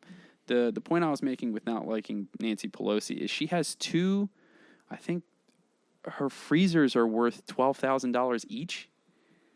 Like, they exposed that during COVID. She was talking, like, people were having issues trying to get food. Supermarkets, like, there were so many issues with supermarkets and truck drivers getting, like, different shipments in, and all this, like, things were behind, baby formula, all this stuff. And she's bragging about having, like, hundreds of dollars worth of ice cream in her freezers. And she has, like, 2 fridges right next to each other. Well, imagine if, people are being laid off because of COVID. She's not in any position to comment about people being laid off from the virus, like, and impacting on jobs and whatnot. She's in no position because she's safe. That's what people seem to miss, is that people who are safe typically end up having more power than the people who are, working their daily 9 to 5. Like, when COVID first hit, they shut my job down, right? So I was one of those people that essentially effectively got laid off, right? Her having like $400 worth of ice cream in her freezer, talking about like, oh, I can't go without my something. And it's like, dude, I don't even know when my next check is going to be. Now I'm relying off of my savings. Like, there's a real huge disconnect here. Like, the idea that somebody who has like $24,000 just sitting in one, in their kitchen, like, why? Like, $24,000 for a fridge? Is that really what you need? So are you saying she shouldn't be allowed to make policies regarding these No, topics? so what I'm saying is that there's too much control over how money is dispersed. Like, so remember how I was talking about the stock market? My issue with that is that she has made most of her money from the stock market, but she's a government official with direct connections to companies. So therefore she has influence. Why is she allowed to invest in random companies and then, remove investments right before COVID? Like, I don't know if you ever saw that map of how many politicians pulled out of certain companies before we shut down. Like, we shut down on the 18th or 19th of 2020, right? And all these politicians removed their stocks or removed their investments from these stock options. And, they weren't hit. Like, it was the layman who was hit. It was the person who doesn't have that direct connection. And that's why, like, I bring that up, is because for me, it would be to fix this country. It's easy. It's really easy. And I know it's really radical, and I don't mean like, radical left or radical right. I mean, it's a really like crazy idea, which is give them salaries based on the median average earned per state. Per the state that they represent, give them the median. They don't need more than that. When you talk about like lifestyle and living choice, that's what it is. It's a choice. We all have a choice whether or not to live beyond our means or at our threshold, or to be, frugal and not spend your money. Or in my case, I don't like the word frugal. I would just like to say that, like, you're just saving your money. You're being wise. You're doing what you need to do in order to know, like, I shouldn't eat out like on every day. I could eat out once a week, or blah blah blah. Or like, because if you then eat out every day, you're spending a ridiculous amount of money every day. Like, it becomes another expense. It becomes one of those things you're essentially it's just something that you're doing to the point where you become oblivious to it. Like, you don't even realize you're doing it. It becomes part of your life. It's a lifestyle choice. So for them, if you gave them, what do the Pelosi's make? Like millions a year? Something like that? Ridiculous amount of money every year? If you took away stock options for politicians, one, like I said earlier, you'd find out who really gives a shit. Will that be any stock options or stock options specifically Done. Across the board. Anybody who's a public official should not have the private rights of a private citizen. And I know that's a really harsh thing to say, and it's a really fucked up thing to say in some contexts, but you're an official of the government. You work for the people. Like, that's what you're there for. You're not there to profit. You're there to represent us and our views. I understand being paid for your time, but half the time they're not in the chamber and they're still getting paid. They get paid ridiculous amounts. Find a way to restrict the stocks or index funds, things along those lines, that they could buy and have to only companies which their policies or the companies they have knowledge of. Like, if your policies are affecting these companies, or your position specifically allows you to know secret information about these companies, then you can't invest in these companies. But if there are other companies, like those, you would be okay with. I think the problem with that is you'd have to have independent auditors who don't have any kind of like sway towards one political bias, because we're finding that, I don't know if you're aware, but the IRS hired auditors, and then they had auditors audit those auditors, and it turns out like so many people in the IRS weren't paying their taxes. But that's the kind of thing, like, who watches the watcher? That's why, my ideas, although like strange and very foreign to most people, like for politics, like taking away like the root of all evil, essentially forcing them to care more about the people over the money. It's like it is kind of like a radical thing to think about. So imagine you would stop allowing super PACs and I'm actually for not bailing out the banks. Now the problem with that is a lot of people would be like, oh, well, what if it's your bank? Well, then it's my bank. Like, it's not like I get a choice in the matter anyway, like for a number of decisions they make anyway. Because half the time it's like, oh, vote on this idea, and it's like 500 pages. It's not like I can go to the internet and read it before they can. They're handing it over to one, like if the right comes up with something and then hands it over to the left, and it's like 1,000 pages, and they have to vote on it by noon, and it's 10:58. Come on, that's ridiculous. But it's the same thing. It's like there have been from the opposite side. Yeah. Typically, what ends up happening is like they're given no time to actually read through everything. But it happens back and forth. It's not like one is the victim and the other one is the perpetrator. They all suck. They all come up with weird shit. Like, it's usually like, well, what can I get? What can I get? It's the same with the daylight savings thing. That's why it's being held up in the House. The Senate voted on it.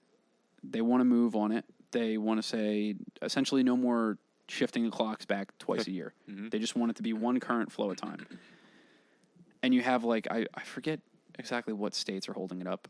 I'm sure we could look it up, but I'm sure it has to do like, well, what's in it for me?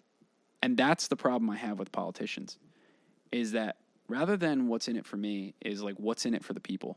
Because you're there for the people. But it turns out that they're not there for the people, and most politicians end up being career politicians, and they're in it for the money and their pocket And that's the part that bothers me, is that you have a president that right now has 100% been in it for the money. Like, he talks about, like, oh, all these things need to change. It's like, dude, you've been in politics for almost 50 years. There's an interesting counter I heard to the negative side of career politics, giving it a positive twist. And that positive twist would be, if you know that this person is going to be in there years, decades potentially, that creates an incentive to have long-term relationships with other people in the political arena. You then can trust, how should I say this? I'll try and create the explanation, a little analogy. Psychopathy, psychopaths often have to move from like place to place because their reputation will spread and people will know what kind of person they are and no one wants to do business with them, so they have to go move to a whole new area. And one of the arguments I heard for career politicians is that if you constantly have people moving in and out of office because they're not allowed to stay there very long, then there creates an incentive for people to go in there. Well, I don't know if I can trust you because I haven't worked with you very long. I don't know if I can trust you. So I'm going to more stick to myself, work in my own little bubble, and there won't be as much long-term cooperation because you won't have as much time for long-term relationships to form where you actually know, like, this person is going to be held accountable for what they do over the next few years. But couldn't you say that it's the same as like a clique at that point? Like, in certain ways, I imagine it like cliques. Becomes like, okay, well, I'm not going to take you because I know this guy a hell of a lot better outside of politics, so I'm going to take him over you. It's the problem is there's no accountability anywhere right now. This country, I think, suffers from no accountability on either side. I think one side is too cowardice to really stand up for themselves, and I think the other side talks too much. And they're too loud, but they don't know what the hell they're talking about.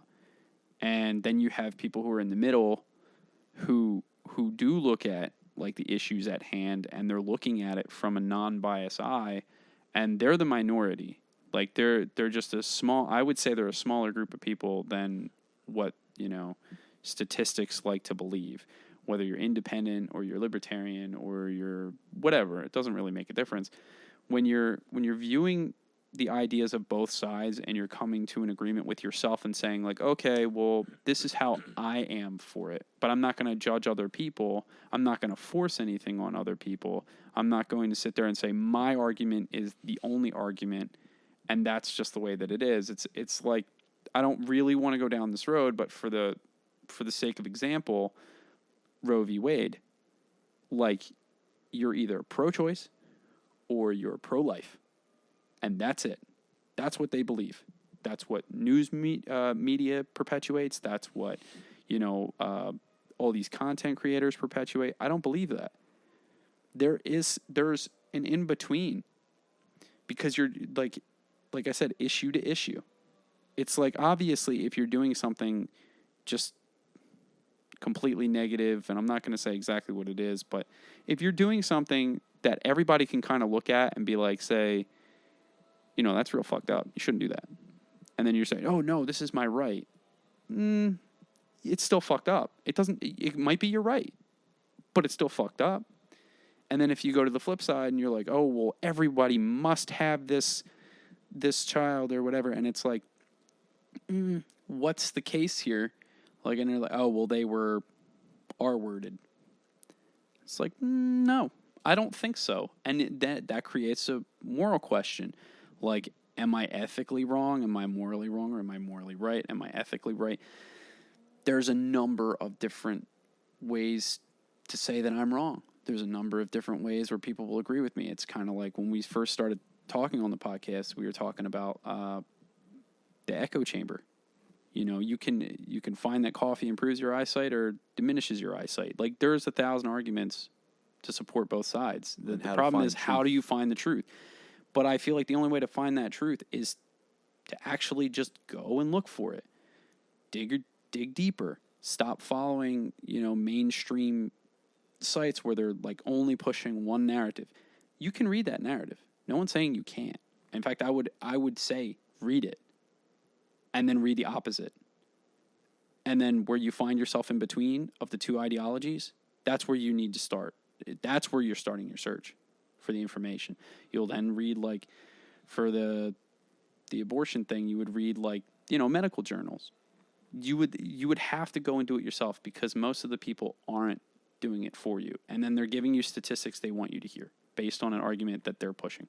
That's a problem I have. But that's a problem with politics in general. It's one side versus the other side, and they don't want you to be in between. If you're in between, they both call you names. The election's coming up in Jersey. I forget for what specific position, some important position. And yeah, real important. We don't know. Yeah, real important. I don't even know the fucking name.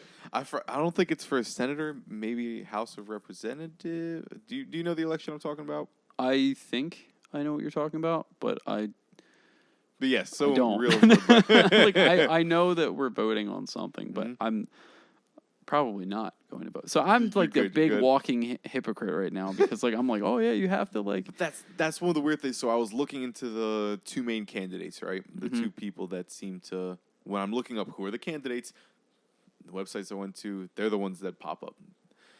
They're the stereotypical Republican and the Democrat. And when I'm looking at, okay, how do I figure out who do I want to vote for? Let's look at their reputation, perhaps. Then you go on Wikipedia, which seem to have a bit of a left-leaning bias in the description, and just in like little subtle words in where they're describing someone, whether specific examples I'm terrible with at the moment. But continuing on, what I would find was what a lot of these people, let's say they stand for. Like one politician says they stand for getting big money out of politics. Okay, you say that. How do I find your record? How can I find like a clear example of these are the laws relating to this subject where I can clearly see what you actually acted towards doing? And so far, with a little bit of digging I've done, that's been pretty difficult to find. There's not some easy platform I can go to where this representative, here are the important political things they've done throughout their career, and like this is what it's impacted, not just what these laws, let's say they pass a law, not just what the law says it will impact, what has it actually done? And that's just been surprisingly difficult to find a clear understanding of the important points of both of these people. And that just makes me wonder, how is it reasonable to expect the majority of people who are of voting age to do this sort of digging by themselves, to come to this sort of reasonable conclusion, or what I would call a reasonable conclusion, as opposed to just, I've heard a couple talking points, I've heard what this person says they'll support, for whatever that's worth. I've looked at the news, the media, and what that's saying. But like, how much time am I willing to spend to dig deeply into who this person is? And a lot of people I've talked to don't seem to really care. Yeah. Seem to be pretty apathetic. And there's a common theme I've been hearing about America being this sort of, we were an empire on the rise, maybe in like the 80s after World War II period. And now we're kind of on a downward slope in many ways. And that's a common theme I keep hearing. I don't know if it's true. All I'm saying is that I keep hearing this theme. And that brings to mind, I've listening to a description about like the Soviet Union. And this guy, Jordan Peterson, psychologist, but he also studied history a good bit. He was saying the corruption in that system, a lot of people like to think it's the dictator, the big bag dictator, who's the central node of corruption in the system, and they're the one fucking up the system. But in his analysis, he's like, no. There's corruption at every level, from the farmer who's lying about how much grain they have and stealing and put a little bit away themselves, and not accepting and talking about contradictions in the ideology that they say this country runs off of, and that the corruption exists at every level. So if there's some corruption in our system right now that's causing us to deteriorate in certain ways, like a person who's becoming unhealthy in this, that, or the other way, what role do us as citizens have to play in improving that, if any? Because this whole apathetic, I don't really care, it's not really bothering me, is that part of the role that people are playing in making the thing worse by just not really caring and not getting invested into it? Okay, all right. So I'll answer it now. I'm going to address 2 points. One, was it Jordan Peterson who said we were on the decline? Nope. No? Okay, Jordan so Peterson was somebody the one else. talking about the Soviet Union. Okay. And corruption at different levels. Yeah, he's studied like Nietzsche and like all these like he's a vast of knowledge that I probably won't ever have. But as far as people talking about the decline, it's been a common theme I've heard with everywhere on the Joe Rogan podcast a few times. In what Ray Dalio? I'm trying to think of in what tense though? Like in what kind of way are we on the decline? Because if you're talking about the evolution of our country and like technologically, there's not another time I would ever want to live in. If you get people who say I want to live during no, you don't. Are you talking about America specifically, or are you talking about the way the world is right now? Yeah, are we like that's something we need to talk about. Like that's something that needs to be addressed and figured out as the talking point. Like you can't sit there and say you'd want to be born anywhere else. You're the most free you are, period. You have a voice because you were born here. People are lining up to come here. They're illegally crossing the border to get here. They're doing everything they possibly can to get here. If it's so much worse, now I'm not saying there aren't horrible things happening in this country, because there are. That's just what it is. So you're asking me what metrics but am I yeah, using exactly. to measure? To say that it's on the downhill. Where I would say it's on the downhill is politics. There's a huge divide because of politics. And it's only started, I think, probably in the 90s.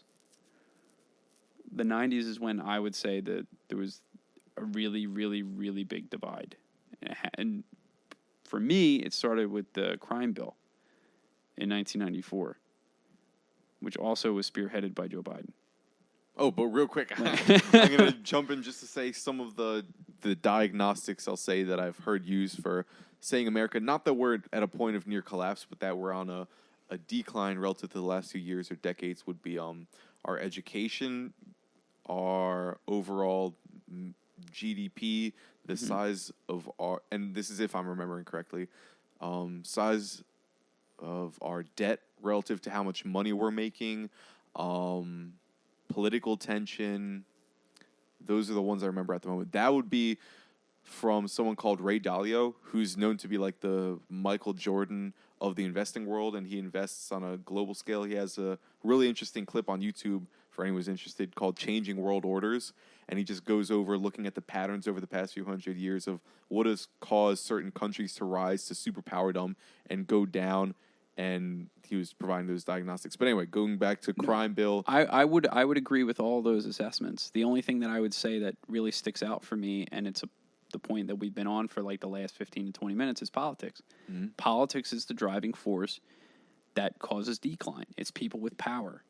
Oh, here's something really cool. On the Lex Fridman podcast, a guy called Sagar, he's political analyst, something along those lines, journalist on a podcast or show called Breaking Point, where, have you heard of it before? No.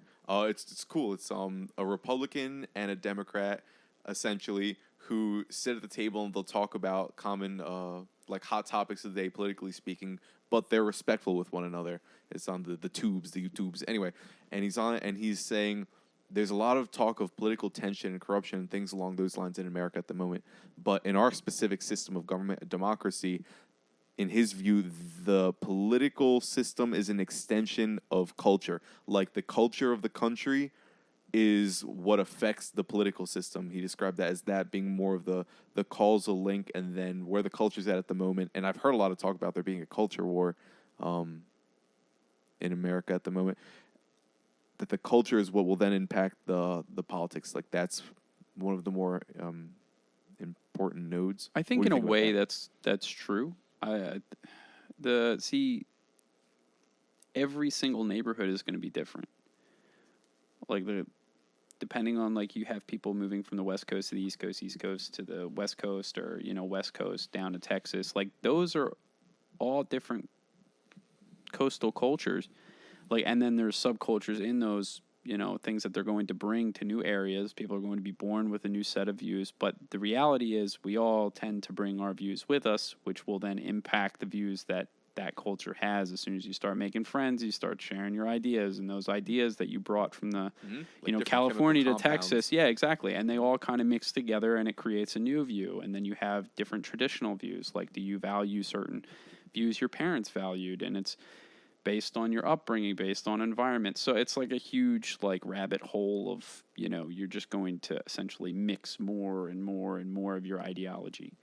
But I don't know, is it like your point like to make Here's something I'll jump on with that. So talking about the different cultures and values of our country, and being that we're such a, from what I have heard, an incredibly diverse country relative to many of other countries in the world. We are vastly more diverse than anywhere else in the world. Which is something that's so weird considering I haven't traveled out very much, so it hasn't really hit me, perhaps, if that's true, just how different America is compared to, like, China, for example. Like, you go to China, I've heard the joke made that everyone in China is Chinese, but in America you'll have people described as, like, black, white, Asian. And that's only here, by the way. A lot of that... black, white, Asian, Mexican, like, I'm a bit of a mutt. My mom was half Native American. Mm-hmm. She was fairly dark-skinned, long black hair. Cool. My dad, super pasty sour cream white. Like, and so it's like, like those things, but like outside of this country, we're just American. We like, people look at us and they're like, oh, look, the American. Like, that's what they do. They don't do it like, oh, look, he's the brown. South Jersey. He's got this accent. Oh, no, you're American. They call you American. They figure out what your accent is. They kind of generalize all Americans together because we all kind of speak the same. We might have different. Well, I would. Well, maybe I would to an argue, outsider. like, but that's my point. Is like, we have multiple accents here in this country, but they're all American accents. So like, when we go to other places, you're still an American. Like, that's the kind of thing that drives me nuts with people. And like, it's almost like they want to be divided from other people. And it's kind of like a scary thought if you think about it. It's like that our country, where everybody's trying to get in, and like, we are kind of dividing ourselves based on like, oh, well, he's black, oh, he's white, oh, he's Mexican, oh, he's Asian. But like, nowhere else do they do that. Is like what you were saying, everybody in China is Chinese. I don't know if nowhere else, maybe we're an exception for how much we do it, but for example, when my grandma... I mean, on the scale. Like, when you think about how many people, well, even this country is relatively small in people, what is it, 330 something like that, million or something like that? We could all fit in one state. You know what I mean? Like, what state was it? Like, we could all fit in it without being shoulder to shoulder. I forget exactly. Probably like Texas or probably Cali Texas or California, maybe even Florida. Like, I mean, like, probably not Jersey. No, although probably not. I mean, maybe land gets weird. Yeah, how much you can fit people, especially when you start stacking levels to a building. We have to start talking volume. Uh-huh. Are we standing shoulder to shoulder kind of deal? it's like what are the circumstances here? But I digress. I guess the point that I'm making is that, like, kind of like what you're saying is like, when you look at the Olympics, what do you see? There's people of like tons of nationalities for the U.S. team, right? And that's something that a lot of places around the world don't have. Is like, we have people from everywhere that came here, and like, we're so diverse. Mm-hmm. Yeah, it's funny to just look at the my core friend group of brothers, to just like, it sounds like one of those old racist jokes, an Asian guy, a white guy, a black guy, and a Hispanic guy walk into a bar. Like, that's our group, essentially. Yeah. And I feel like, if you got to grow up when we were growing up, that was like, that was the thing. It's like every friend group was like that. I like growing up, and I'm sure you feel the same way. You were judged on character. If you were a dickhead, you were not in my friend group. It just wasn't happening. Like, there's a particular person. He's like one of my best friends. In fact, I would call him my brother. His name is Dakota. Fairly big guy, muscular. Anyway, he is like a bunch of different nationalities. I never once thought to ask him, like, what are you? It never crossed my mind. I never cared. Mm-hmm. like, and then, like, I had friends that were black and mixed and all that. I never cared. There's a part of me that doesn't even like using those descriptors. Yeah, exactly. It's like, why? Like, why is that? Like, you're just a person. But the problem is that, like, we've gotten to a point in this country in particular, and I do blame it on politics, is like they want you to use those names. And unfortunately, like, I do feel like those are the ones, like, because if you go back, even when I was in high school, that didn't happen. If I said my friend's name and they didn't know, I would legitimately be like, oh, yeah, the big guy, he's like this tall, he's got glasses, you know, he's got short hair. Like, it never really stuck out to me. Like, I had to describe somebody by their skin color in order for you to understand who they were. If you didn't get based on, like, my descriptors, like, on size and proportion and stuff like that, then I just assumed you didn't know the guy. Like, and he's like, oh, his last name is this. And he's like, if you don't know, then you don't know. And it's like, oh, well, he's a really cool guy. Mm-hmm. And then you meet him. If he's a cool guy to you, great. If he's not, then okay, whatever. It is what it is. Have you felt connected much to your Native American heritage? Not really. I think the reason why is because, like, my family wasn't really big into it. Gotcha. Like, my relatives they have that look of Native American. I know for people at home, they can't actually see. But my grandfather, in his older age, that's what he looked like. Mm-hmm.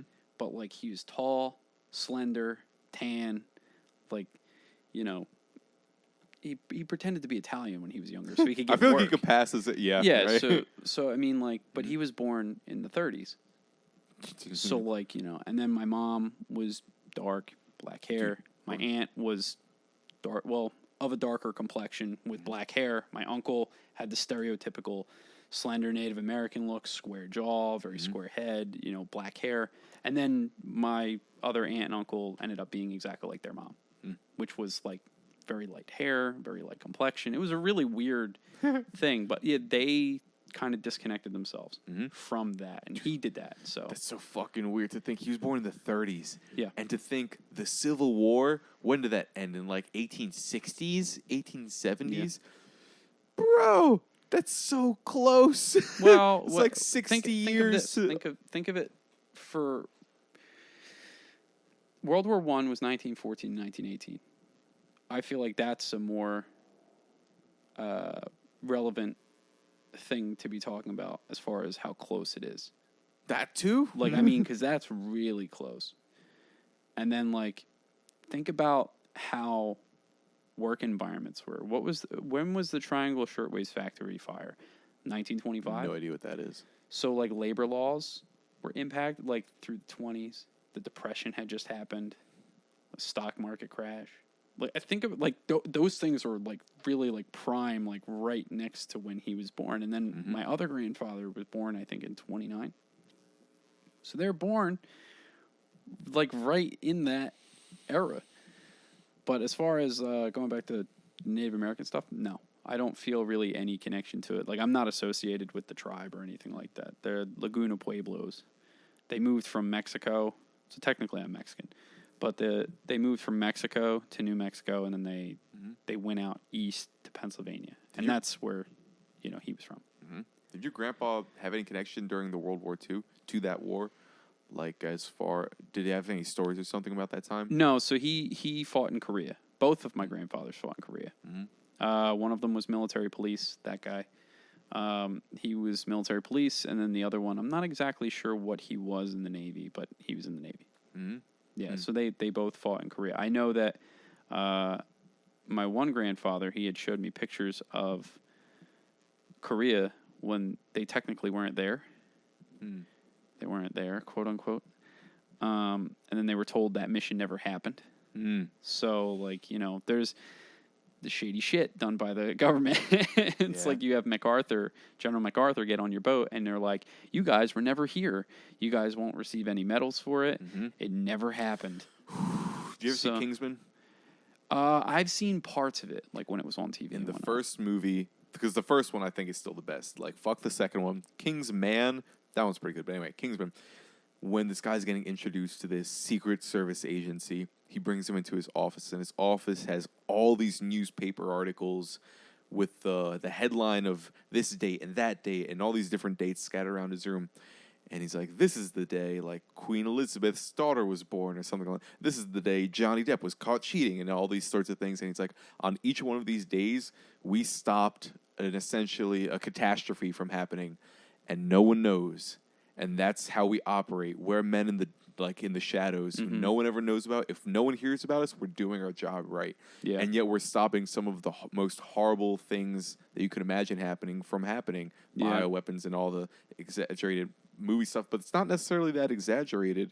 And that makes me wonder, when you hear about us doing shady shit in Korea, that's such a difficult terrain for me to walk through as far as trying to figure out what's right and what's wrong in that context. Because from like, what I'm... it's like a morality question. Like, you're technically not supposed to be doing something, but if you don't do that something, and China and Russia literally take over the world. Then it's like, what are what are you allowing? It's kind of like stay on the movie train. Have you ever seen Imitation Game? I think it's called Imitation Game. No, what is it? I think it's called Imitation. It's like Benedict Cumberbatch, and he cracks the code of the German forces. So they had this thing called Enigma, and it was this machine that it was like a cipher. Cool. And he cracked the cipher, but he found out, right, that there were attacks on American ships, or not American ships, I'm sorry, Allied ships. It was not American ships, it was Allied ships. So the Allies, one of their subs was going to be sunk, which means people were going to die. But they had to make the difficult choice of, if they were to alert the Allies and say, hey, you're going to be sunk if you don't move, like if you don't do something about it, that means that the Germans would have been alerted to them figuring out the machine had been broken, like the code had been broken. So they essentially had to let them die. Now, the truth behind that, I'm pretty sure that's true. So it does beg the question, like, at what point do you intervene and what point you have to stay out of it? Like, and I guess it's not, like a situational thing, yeah. Things like that must happen. Yeah. Now, for drama's sake, in the movie, there is a guy whose brother is on that ship. And, like, he's freaking out and he's, like, panicking and he's like, my brother's going to die. You're going to let them kill my brother. And it's like, it's not about you or your brother. There's something bigger at stake here. Like, we have to end the war, and in order to end the war, we have to pretend like we haven't figured this out yet until, like, there's the a right prime moment. time. Yeah, because if we do it now, we've now given ourselves up. If we do it when we need to, then we win. Like, the whole thing. Are you willing to sacrifice winning the whole war for your brother, like, for your brother's life, or are you going to sacrifice your brother's life to win the war? Like, that's a real fucked up question. That's a fucked up question. Yeah, man, because when you think about what do people really care about, and you talk about a parent and the love they have for a kid, and that's, if you haven't had a kid, I've heard so many people describe, you have no idea what that feeling is like. You've never known what it's like to love something so deeply. And I wonder how many parents, if you ask them, would you rather have this entire country of strangers you don't know die, or your child? Like, when it comes to understanding human nature, I wouldn't be surprised, or I don't think I'd be surprised if a lot of people chose their kid instead of that whole country. Yeah, no, that's essentially the question that's being asked, is like, you're okay with the prospect of, like, all these wars. Like, people, even in today, they're like, oh, we got to go over to this place and that place, or, you have no right to intervene for this place and that place, right? It's typically, it's the, oh, well, send the soldiers to fight. And then, like, when it's their kid is when they're like, oh, no, like, no, that it can't be, it's like, once again, it breaks down to what's the bigger picture? And are you willing to go with, like, what's actually necessary versus, selfishness? It's very interesting, kind of funny to me that you imply that when you say actually necessary, there seems to be an implication that the necessary thing is to help the larger amount of people. Not necessarily, but in this particular example, yes. Pertaining to that movie, that's what, that's the context that we're in. Oh, man. I don't personally know what the right choice neither. is. Like, there's no real right or wrong. I didn't exist during that time. Now, some people might say, like, oh, yeah, you have to sacrifice. Why do you say there's no right or wrong? Well, because I'm not somebody who's lived through that decision. So I saying don't. it's not right or wrong for you to judge that person? No, I'm not saying that I have any room to judge or anything like that. What I'm saying is that I don't think it has anything to do with judging. I think it has more to do with the idea that like I would know what to do during that situation, or that I know better than somebody else, or that I even know what the bigger picture is. Because the reality is I probably don't. Talking about Jordan Peterson again, he was describing Nazi Germany, right? Mm-hmm. And he said about 95, maybe 98% of the people who lived in Nazi Germany at the time did not help Jewish people, did not That is correct. have them live in your attic, which is very strange because a lot of people like to say they wouldn't do that. Yeah, I'd be the person I've who heard, hid the Jews. I'd be the person I'd who be the risked my person, family yeah. and my kids' lives and my life for these Jewish people. But when you're brought to that point, typically most people go along with whatever is said by the source of power. So if you have the German government coming through killing a bunch of people and you're seeing that, you're probably not going to hide.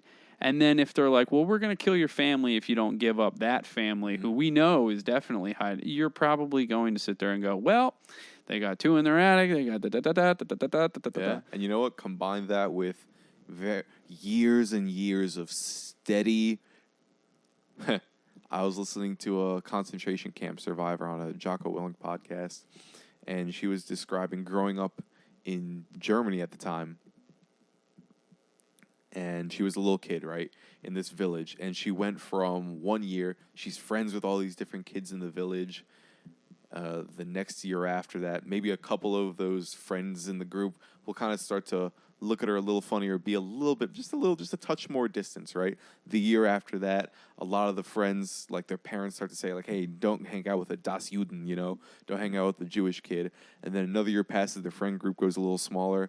Another year passes, now they're kind of by themselves. And now you've gone 4 years of this steady going. Another year passes, and now people start to give you ugly looks when you look down the street. And this keeps progressing, and now another year goes by. Kids are throwing trash at you and start insulting you based on your Jewishness. That's definitely not the right way to say it, and you begin to combine that with this steady warping of people's beliefs and minds with this propaganda, and maybe propaganda that is not so obviously lies to many of these people, because I combine that with my dad used to say, he's in his 70s now, when he was growing up, you don't question doctors and priests.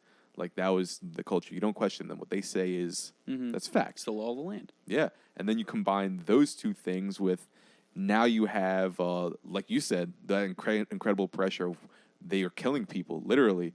They're shooting people in the street if they're lying and they're opposing the force. And you combine all that with, you have kids, family, friends, and you saw someone sneaking into your neighbor's attic the other day, and now you have the SS knocking at your door at like 4 a.m. or some shit. And like, you sure you're going to be the person who's, oh no, I don't know. Yeah, because then also, like, most of the time when you're confronted with the fight or flight scenario, I will say most people do not fight. They want to run. And if the quickest solution is for me to just out you, right, and I'm fine, and, like, I don't have to, worry about my family getting murdered and whatnot, then that's typally the choice that most people are going to go. Maybe we'll even give you some money, or we'll give you some benefits. It's like, but it's the same exact thing as like, what happened over the last year when people were like, oh, make sure you tell on your neighbors in the case that they have people over during lockdown, or it's silly stuff like that. Well, not silly, but that was silly. World War II. Not silly. let's make that real. Yeah. No. So like I had actually heard about that that Jordan Peterson quote that you had brought up, as far as like people saying like, oh yeah, I'd be the one to do that. And he was saying no, because you'd end up being like the Nazi soldier, like the soldier, or like you would go along with the Nazi propaganda, or especially in that time. Because there's no way to really fact check anything. It's not like you can sit there and this is a thing that people of our generation, and I would say pretty much like the entire climate of politics today. One person can do a wrong thing, but it does not necessarily mean that they're incapable of doing the right thing. And not to say Hitler did, all these great things. There was a tension for a second. Yeah, I'm I know. real curious when you're gonna. Building. It's building. So think about it this way: Germany was broke, and he brought them out of that. And by 1936, he was already chancellor. I think he was elected chancellor in 1933, if memory serves me correct. Dude, I have a history degree and I don't remember. But either way, like by 33 to 36. He had brought them back economically. Had he died, he would have gone down as one of the most amazing humans to ever exist. He went from being a homeless man but that's to what being I mean, the is guy like, who brings your country out of the depression. But that's what I mean is like, that's the crazy shit that you have to look at, is that he brought that country out of, out of the brink of death, essentially. Like, I mean, they were staring into a black hole, and he brought them out of it. Now, he did shady, horrible shit, like leading into his chancellery or whatever you want to call it. There was a lot of I've been listening conniving. to a great book called Rise and Fall of the Third Reich. It's fucking really long. I'm like a quarter of the way through it, and I've been slowly eating at it. But yeah, a lot. He tried to do a violent overthrow of the government several years before he ended up running. It's weird that you could do that and then come back and still be allowed into the race. But sorry, I got off. No, it's okay, because that's the kind of stuff that I'm talking about. And then, of course, he was the horrible human being that he was, and he killed count. Like, I don't know that they ever got a definitive count. I think they just estimated the death of the Jewish people, and unfortunately, that's what it is, and that's what he did. But he technically did good for that country for a number of years. Oh God, there's something that's so fucked up. Well, I don't know if it's anyway. Continuing on, I don't know if it's fucked up or not. There's a part of me that has that little thought popping in my head. If it's fucked up, let me judge it. Come on, man. Bring it up. Yeah, Bring it up. As I'm listening to this book and it's going over the rise and fall largely of Hitler and his rise to the top, bro, if I were to read that book and forget entirely about all the atrocities I knew that it led to, there was a part of me that's like rooting for him. Like there's that's this fucked up. It is, right? It's very fucked up. You can't do that. No, okay, like I'm not rooting for the anti-Semitism and all that shit. I know. But the fact that like you're a war veteran, you got fucked up in the war, you're on the streets now, you're homeless, you're this kind of starving artist who I'm doing things my way.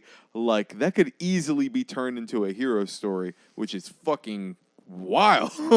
That those two paths, the hero and the villain perhaps, can walk down such a similar road at times, and maybe it's just a little degree turn this way, exactly. and a little degree turn that way. It's the time traveler's paradox. It's like you shift the chair to the left a little bit, and like Deadpool is the president. Like, you know what I mean? Like that's all it takes is like this one little thing. Does he get in art school? Yeah. You know what I mean? Like but that is the conundrum that is like, what if? And that's a dangerous rabbit hole. Yeah. Like, but the reality of it is, up until a certain, really the whole time he was, on the hate train, but economically, I'm still laughing at your reaction earlier. Like, yeah, that's fucked up. Economically, he did wonders for Germany. And then, of course, like I said, he became, the dictator that he was. And then things happened. But, I don't want to say it like that. That sounds like it's diminishing the Holocaust. Bing, bang, boom, and then, I'm just trying to stay away from certain words and certain topics. And it's like, not the things happen, but like he committed atrocities after a certain point of bringing them back to economic succession. And then, of course, those atrocities led to the death of millions of people, which is really fucked up and really horrible to think about. But then, as we were talking about Jordan Peterson, you run into the conundrum of, like, would you have actually helped? Most people, no. And they're full of shit if they said yes. You had people who had brass balls, and they were few and far between, and they lied and they hid people and they did everything they possibly could. And I guarantee you more than 50% of those people ended up getting killed themselves. And their family. Not only did they have breast balls, that's such an important thing to describe. Families. They put their family at risk. Yeah. They looked at their baby, their 1-year-old who was just born, and they said, I may kill you to save these people in a disconnected but connected sort of way. And that's one of the interesting points he made, is that it is not useful to look at how to be, and I'm going to butcher this slightly, so keep that in mind. It's not useful to look at... Dude, I butcher everything. Keep in mind, listener, I'm literally butchering independent thinking. every thought that I have. So go ahead. Hone your critical thinking skills while you're analyzing our... please don't just take what we're saying nonsense. as like... Take it with a grain of salt and then split that salt in half. And throw, just throw both of them out.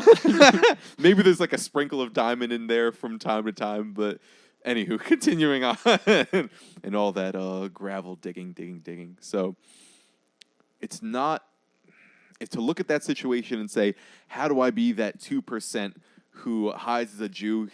Like, that's the incorrect takeaway. What's more important is to say, how do I avoid that situation in the first place? To stop that, you should have stopped it many steps behind. Before, because when you're at that point, it's like you're in an arm bar and your arm is fully extended, and there's some use to thinking, how do I get out when I'm at that point? Like, yeah, that has its use, but it seems maybe much more useful to think, how do I completely avoid getting into submission in the first place? Yeah. How did you end up there to get put there in the first place? Mm-hmm.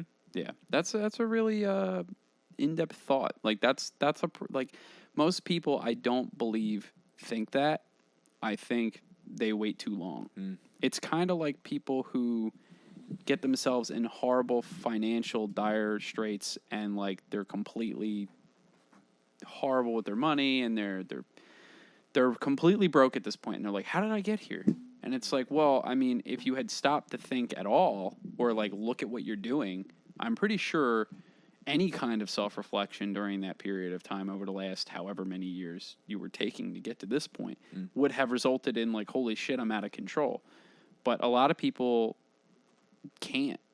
They just can't. They're so blinded by what they want, like right now, immediate satisfaction. That's what I keep saying, is that's a really big issue of today.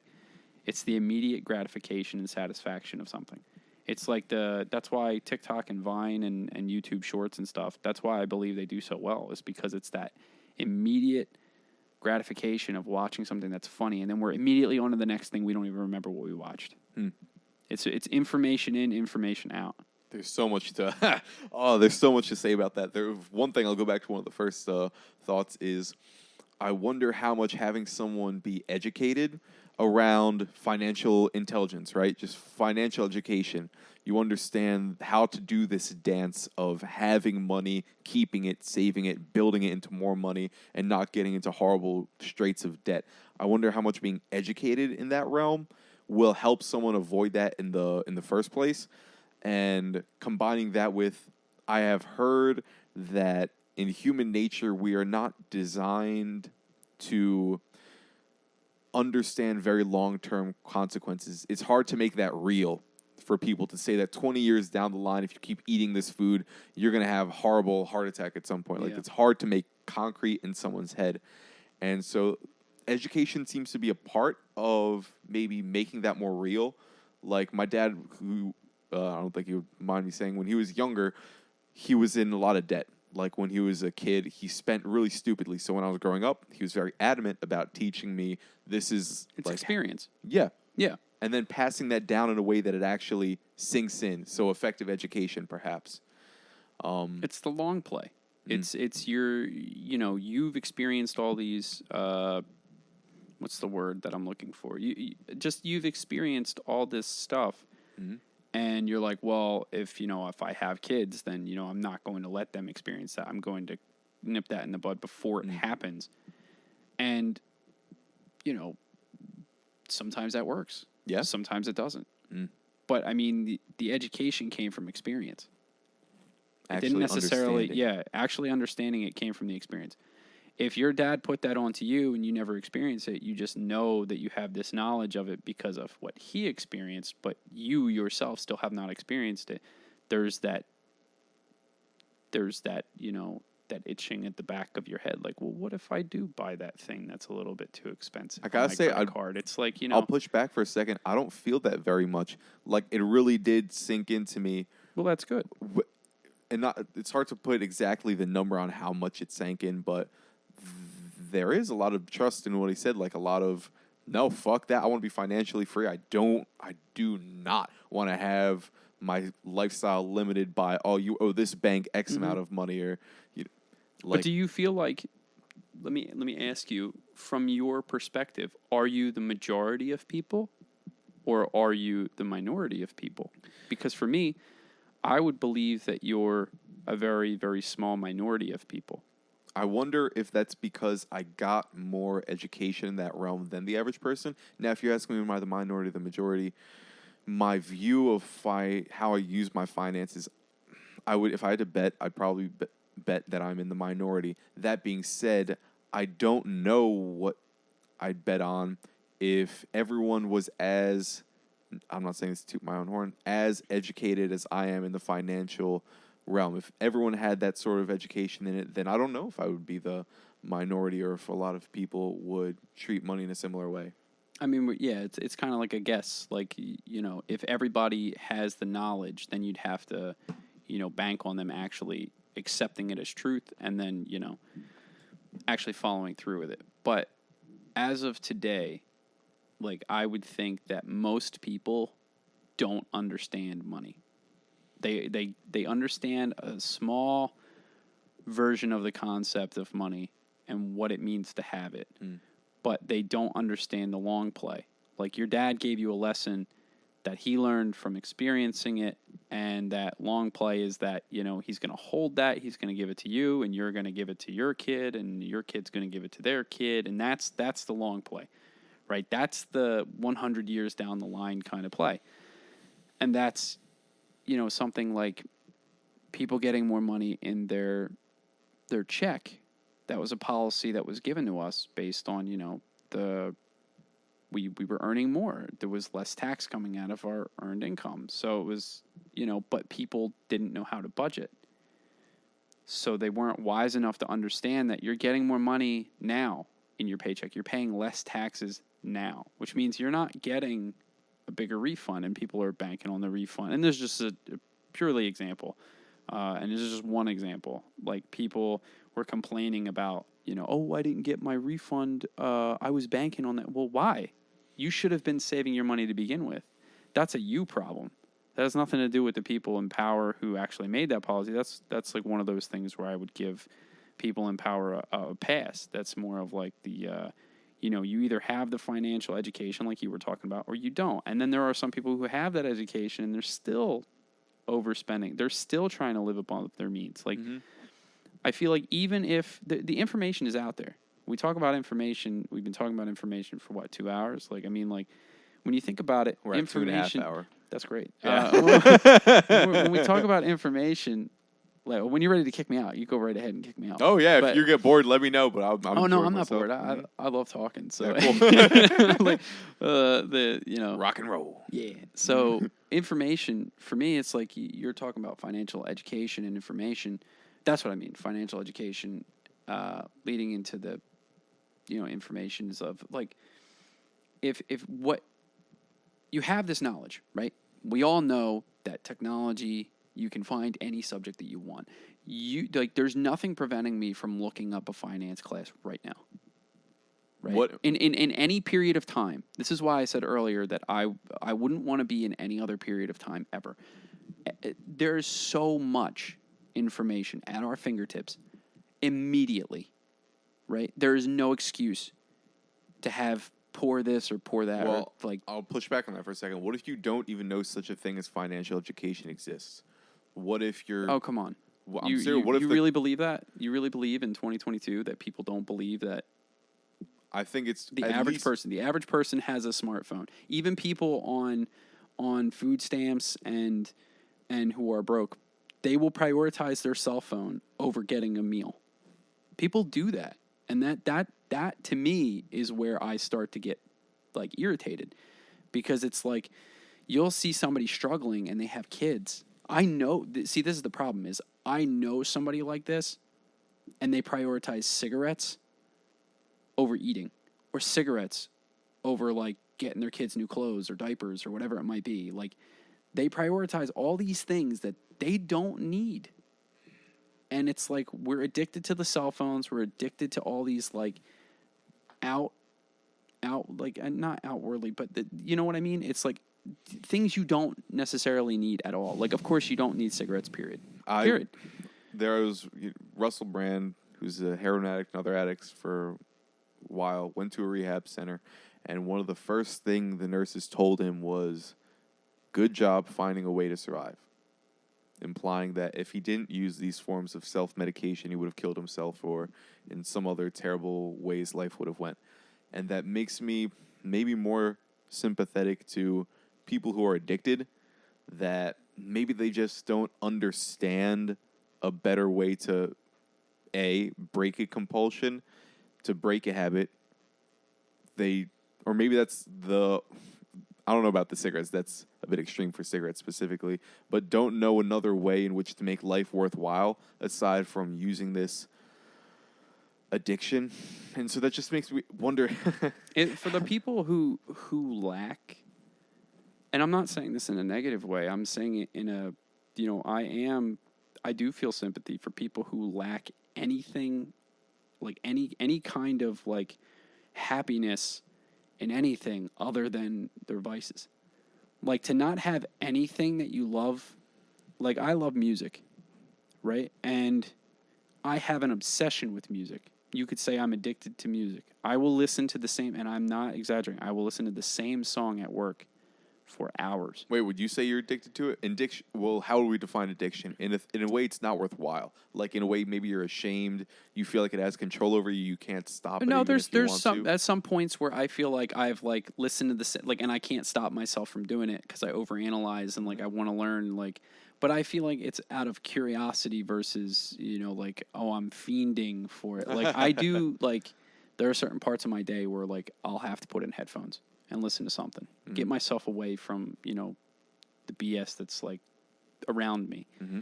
Right? And I don't have a tumultuous life. Like, I don't have one. Like, I have a really good support system with my friends. I have a really good dad. I have, my siblings and everything like that. Like, I'm here. I'm able to do this. That's awesome. Like, I don't really, like, right now, you and we're sitting on a chair and a couch just shooting the shit.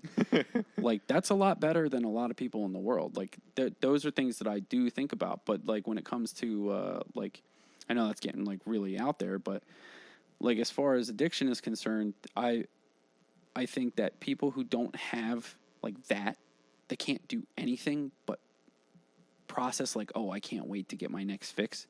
Like, that sucks. But, like, if they got clean, like, or even if they didn't get clean, like, and that's all they have, like, that's still a horrible thing, because even if they got clean, what is there?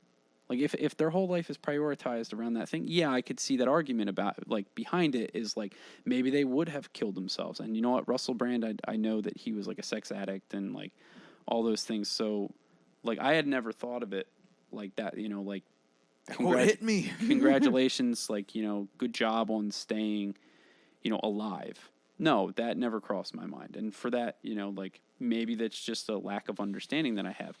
But I do think, like, if you can't think about anything else but your vices, and there's nothing positive that you can find to replace them, like, I mean, that sucks.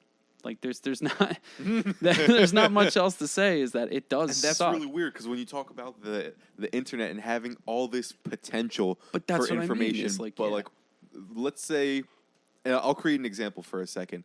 It's a little thought experiment. Let's say a person has the potential for other forms of joy, genuine, non-addictive forms of joy, but they don't. First off, maybe they have written off the possibility that anything like that even exists. They hold a belief for whatever reason that this is all I have. This is all reality is. None of those, true joy doesn't exist. But where does that come from? That's a good question. Is that a lack of, like, see, that's where I start to question. That's why I'm saying is, like, we have all these things at our fingertips. Why is your first thing is like, oh no, I'm done. I'm done. This doesn't exist. Like, you guys have your happiness. Like, I don't have that. And it's like, but you do, like, there's so many opportunities. I would want to scan that person's life. Yeah, exactly. Like, but they're like, there's a substrata of people who obviously do that, right? But as I was saying before, it's like I know certain people that like will fiend on certain things before they do other things. And to me, it's like you have opportunities. It's like at some point you have to self-reflect. And if that self-reflection leads you to rehab, that's a great thing. Like for Russell Brand, I'm sure he sat himself down and was like, okay, like many people have probably said this to me, X, Y, and Z. Now I'm saying this to myself. I need help. Then he went and got that help. Right? But his addictions are not to be compared to, cigarette addictions and like certain things like money. As far as keeping you alive, I don't know if I would compare them to that. But as far as the nature of addiction in general, I wonder how much of it is an engineering problem. Like how much of it is I don't understand my own mechanisms so much so that I am self-destructing and I don't know why. And I'm getting almost possessed, we'll call it, by my own mechanisms, by my own compulsions, my own habits, in a way that I can't break the control. I don't know my own. What if it is just as simple as engineering, just a blueprint? You don't know the math of how you operate. Yeah, that's quite possible. I want to ask you a question. Do you feel like self-sabotage is an addiction? Because I think it is. I think people see that things are going well and they self-sabotage. Like, because they want to stay in that position. But that, once again, it begs the question is like, you have opportunity, you're doing well. It's like somebody being, they're training at a job and then like they quit because. And it's like, well, why'd you quit? Well, the boss is giving me a problem. Like, but why'd you quit? Like, oh, well, I can just get another job. And it's like, if you do that over and over again, it's like, at what point, are you going to sit there and go, okay, yeah, I have a problem. It's like, and even other people can go to you and be like, hey, you have a problem. You have to stop doing this. Like, we go back to financial education. Like, you could understand finances. You could still look it up. You could still do your own research. You could still, you have a phone. Because those people, like I said before, they probably have a phone. How did they get the information for the rehab center? They probably looked it up on their phone or their computer. And if you have a computer, you could look for online jobs, or you could look for online things that present new opportunities. Or once again, you could look for financial courses on how to maintain your money and figure out your money. I'm not saying I'm the best with my money, because I'm not. Sometimes I'm absolutely a dipshit. But, I know that zero means zero. It means not to spend any more. Like, you know what I mean? It's like, I know that I understand the mechanics of a credit card. I understand the mechanics of having money in your bank account in order to pay your bills. Like, there are basic principles for our society. Your dad teaching you, like, hey, you never want to be in financial dire straits. You never want to be below this. You want to always be ahead. That's a great thing. But I guarantee you, majority of the people out there are probably not getting that life lesson. And by the time they get that life lesson, they probably feel like it's too late. But the idea that they can't fix it themselves is where I get hung up. Because it's there for you. Like, you have tons and tons of information. You have tons of podcasts. You have tons of YouTube stars. And that most of them end up talking about money at some point. Am I wrong about that? I feel like at some point you'll hear people talk about their finances, talk about what they're doing. You'll hear investors and all this other stuff that are on there. What was the gentleman that you brought up earlier, or the person that you brought up? I don't know if they were. I can't remember. Surrounding what subject? So investing. Ray Dalio. Okay. So I'm sure that they have some kind of experience beyond what, where they started with money. Whether it was spending too much, whether it was like seeing other people spend too much. Like, we all have these experiences. We can look at people, we can look to them and say, hey, this is not something I want to do. Oh, hey, this is something I want to do. Or you get the long play, like your dad who gave you a lesson, who you were going to give that lesson to say, you give it to your listeners. or you give it to, like, right now you are giving it to your listeners because, We're giving it to our listener. So, I mean, I may have gone on like a million tangents and whatnot, but I still feel like the point still stands is that, like, information is at your fingertips. And then what makes the like, difference between someone accessing it and not? That is a good question. The drive behind that, I don't know. You have to be willing to self-reflect and say, hey, I'm in a bad position. Let me do this. Oh, God. It's interesting you say self-reflection. You ever watch Avatar The Last Airbender? I did, yeah. And this is also a scene in Pinocchio and probably other stories that we look long hold enough. up. What? Oh, you're going to see. It's going to tie together.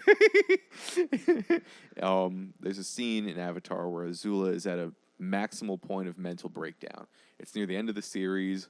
Essentially, she has no more friends around her anymore. She's been put at this point of intense power, so I imagine there's a lot of pressure and stress behind that.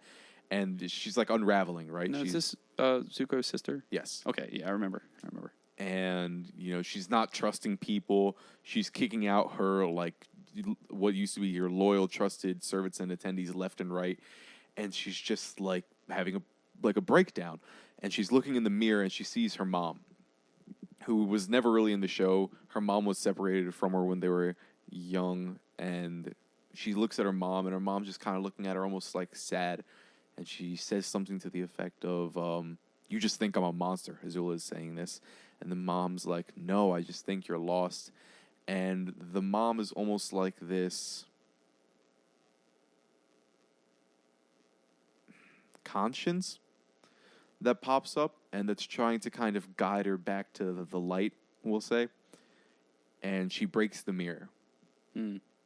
Like, she just like, no, I don't trust you. You're just using me. Or, you never loved me. You think I'm a monster. And then she just breaks the mirror. And the same thing in Pinocchio. You ever watch that?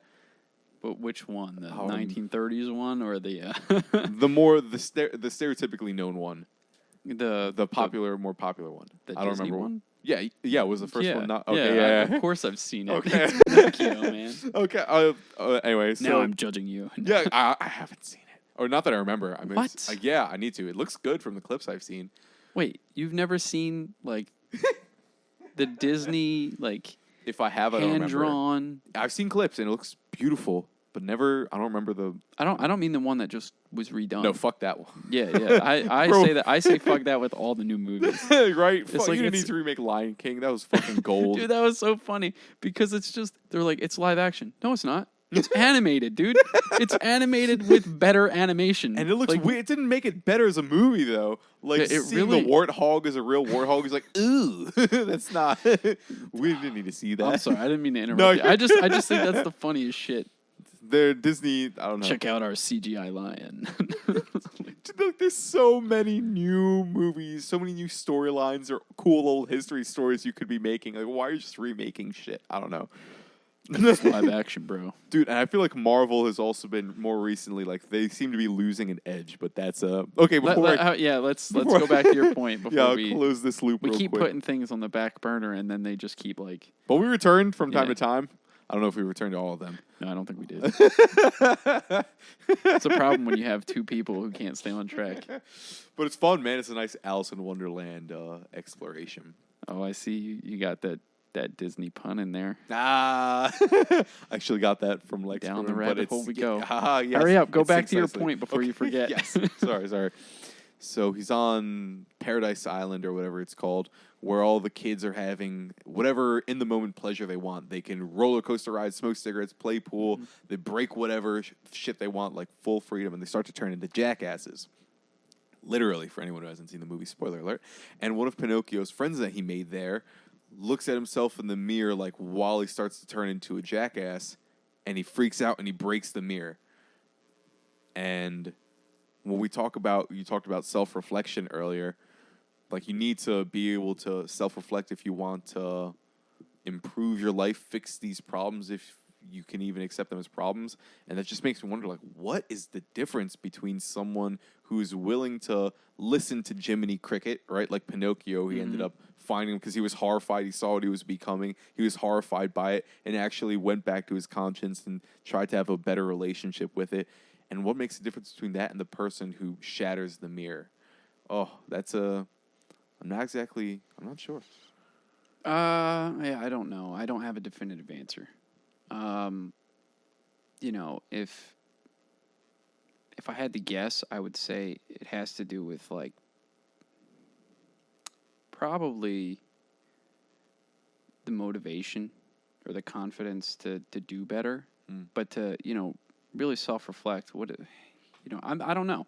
It's a very interesting thing because you have to have the confidence to get out of that situation, but you also have the confidence to really sit yourself down and say, I'm wrong. And a lot of people can't do that. And that stems all the way through, you know, your upbringing. You know, I know I did. I used to listen to everything my parents used to say as the truth. What a shocker when I found out it's not all true. And what a shocker for other people when they found out their parents also don't always tell the truth. Or maybe it's not that they're not telling the truth. It's maybe that they really do believe something that's wrong. And that's not necessarily a wrong thing, right? That's just what happens. So at what point do you sit there and go, okay, well, this is on me. And if I don't do anything, then I'm going to end up a jackass. You know, if I keep going down this road, I look like a jackass, I act like a jackass, then I'm a jackass. What is that? If it looks like shit, tastes like shit, smells like shit. Yeah, smell like shit, tastes like shit, probably shit. Yeah, it's kind of like that. Now, that's a very simplistic, very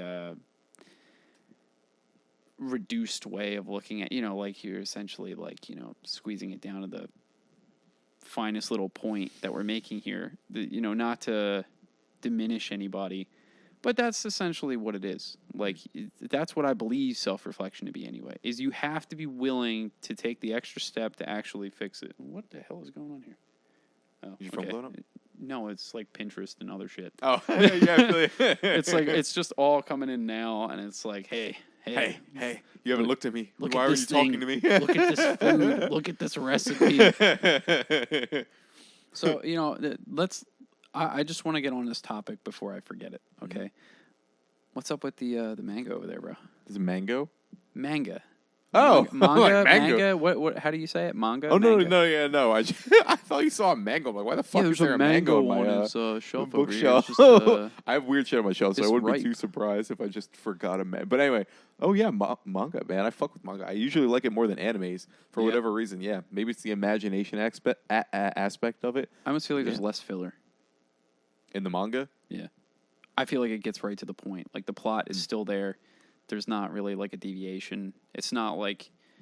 Now, mind you, this is like one of my favorite things ever, right? Mm-hmm. You've seen Dragon Ball Z, right? That show is notorious for filler. See, when I say I've watched it a little bit, I've much more read it. No, but you know about it. You know it, right? Mm-hmm. Well, the show itself is filled with nonsense. 3 episodes of a spirit bomb. Yeah, I mean, it's like, you know, they're just talking. They're like, I threw like 3 punches and like, Kakarot.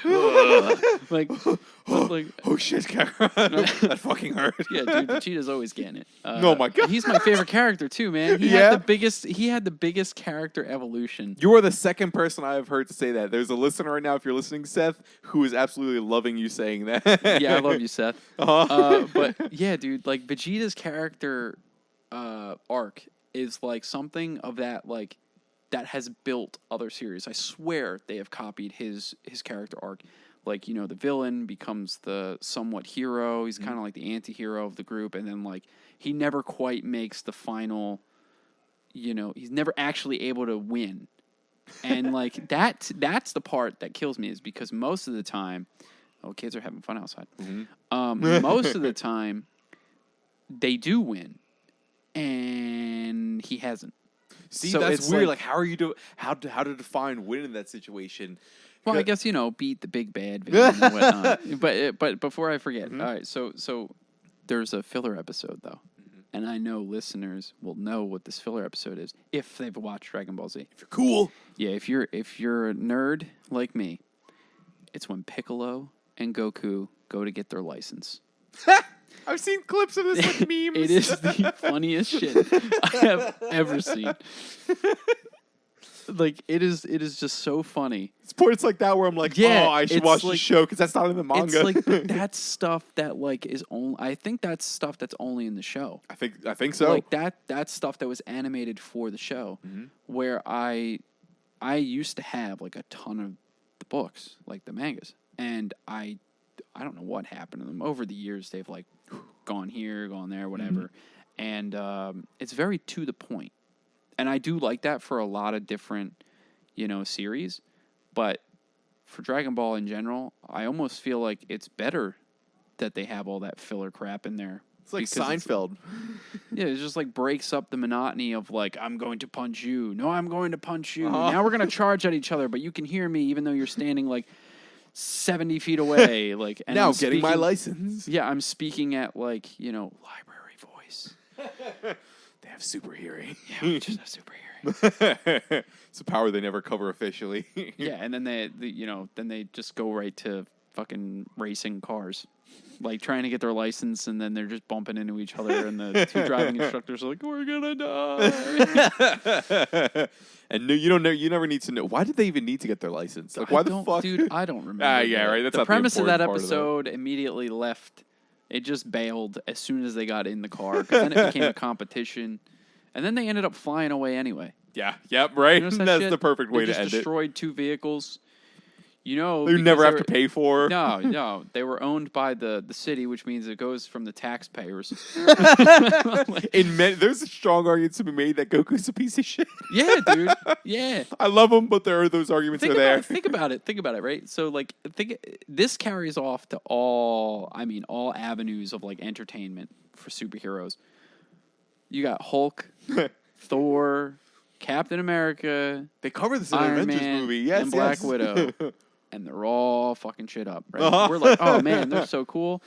And then, like, your car just goes over a building.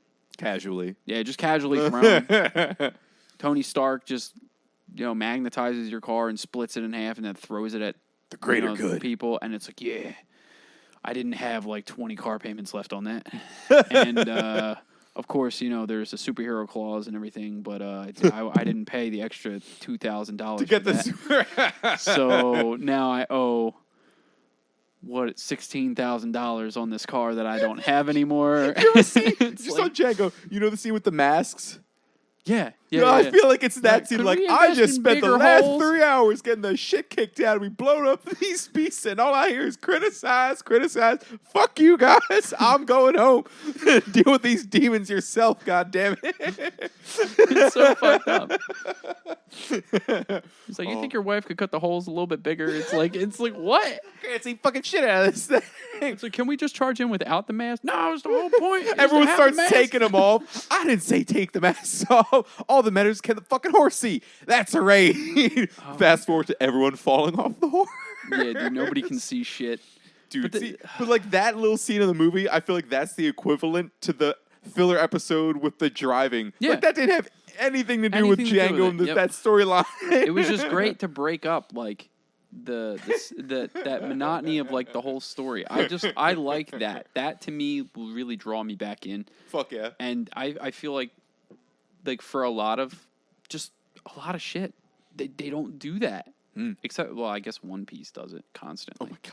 But I feel you just stick so on this one storyline. But that's not life. Life is this intertwining of a billion storylines. Yeah, that dude. intersect- It out of nowhere, you get a text from a friend and he's like, "Hey, man, can you come on my podcast?" Yeah, absolutely. It's like one of those things. It's so random that and you just happen to do it and it comes out to be like a lot of fun or something, or maybe it doesn't. yeah. The black You know? swans of life, the random element. Yeah, I think that to me makes the books, the mangas and all that other stuff really, really fun. I think Dragon Ball really benefited from having those kind of filler episodes. And then, of course, you get really bad filler episodes or really bad filler movies that have nothing to do with anything. And We don't talk about XD. We kill off. You know what?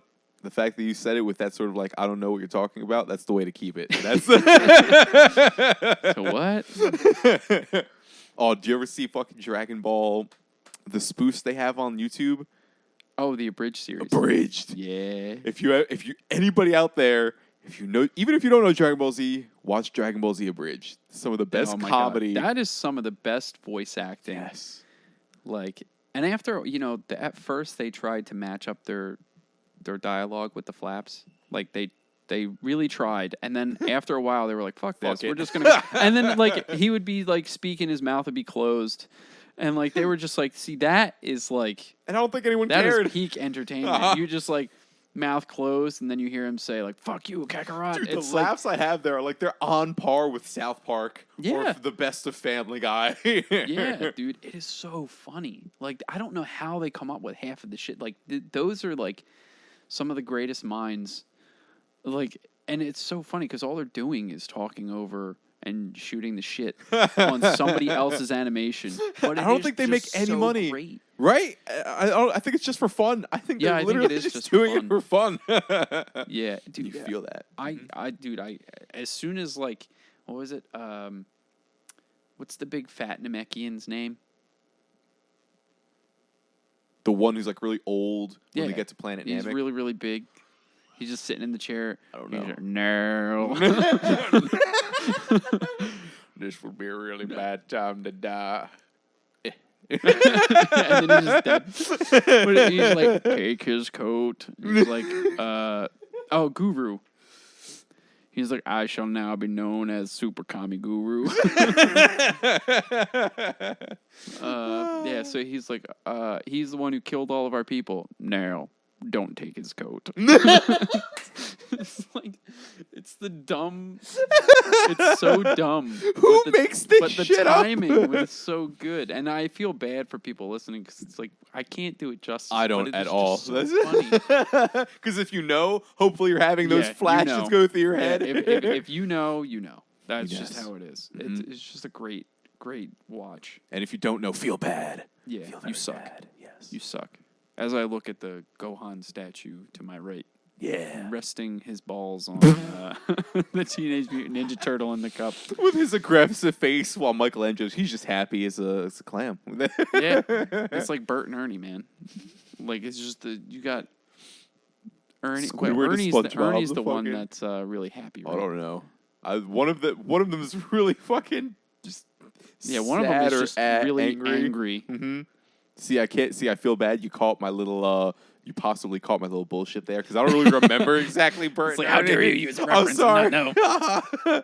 Just the essence of it I remember. No, like I said, I'm just full of shit. So anything you've heard, none of this no matter how many serious points, just remember to do your own digging for information. Yes, goddamn right. Don't you dare take anything I say as, Embrace the nebulous space of I don't know. Yes. It might be one of the greatest factors. But you know what? I don't even know. No, believe everything I say. I'm starting a new cult. What's the name of it? Oh, damn. See, you caught me on my bullshit. I don't know. Oh, you know what? Let's come up with cult names. I will get shot later for that disobedience. That would be a great cult name. I will get shot later for that disobedience. You know what? You might be right. You know what? You might be right. Buddy. Thanks for coming on. Yeah, thanks for having me. On that note, you will be shot later for your disobedience. That's the name of the podcast. That's the title of your podcast. If I remember, that will be the name of our podcast. And just give me your name video in parentheses. Don't do that. Don't do that. Sorry, say okay. I don't want to ruin your life for comedic value. Yeah, see, I feel like like you will be shot for your disobedience could be misused and misconstrued. You know what the little two dots. What's the name of those two dots? Like when you're writing a sentence or typing and you put the two dots and then have like the colon? Yes. Wait, is the colon the one with the dot and the slant underneath of it? No, I think it's a semicolon. Okay. So anyway, yes, the colon, yeah. It's going to be you will die for your disobedience, colon, and then I'm going to have little descriptors of what we've been talking about. And one of those descriptors is going to be Hitler. Hitler's going to be the first thing that pops. Oh, no, man. And then it's going to be like UFC and Dragon Ball Z. And we're just going to Oh, my God. That is not what I'm going to actually do. Oh, man. You just... you just regretted this entire... No, I don't regret it. He just runs out with the camera. Funny, but the idea that like the first subject is going to be like, Hitler. Just that's it. It's just gonna be a close up of your face smiling. Like Hitler. What would be the best? It should be Hitler violence because we're talking about video games and violence. I don't know that we should start with Hitler. I don't think Hitler should be the first word up there. I think we've said Hitler too many times. Maybe. Actually. There should be like a Hitler counter. Like, like ding every time a Hitler comes up. I have apprehension to continue to say his name at this point and just bring it up, especially because of my earlier statement about it's H-Man. I don't know if that's better. No, that sounds like a superhero. H-Man. You know what? We're gonna. Yeah, you're probably gonna have to edit that out. And that's all. But wait, no, I feel like I'll get copyrighted if I'll get sued if I say that. That's all, people. Wait, is WB still a company though? I don't know. Are they? Oh yeah, I guess Warner Brothers is technically. Yeah, I guess they still. All right, maybe Disney owns them too. Who knows? From the shit I talked about Disney, I'm definitely getting You can't talk shit about Disney. They have some beautiful stuff. You can't even say their name. They're coming right now. It's censored automatically, and I didn't even know that for all my previous episodes. They have Disney. Buzz Lightyear flies in with like, I don't know, an AK or to infinity and beyond, bitch. That's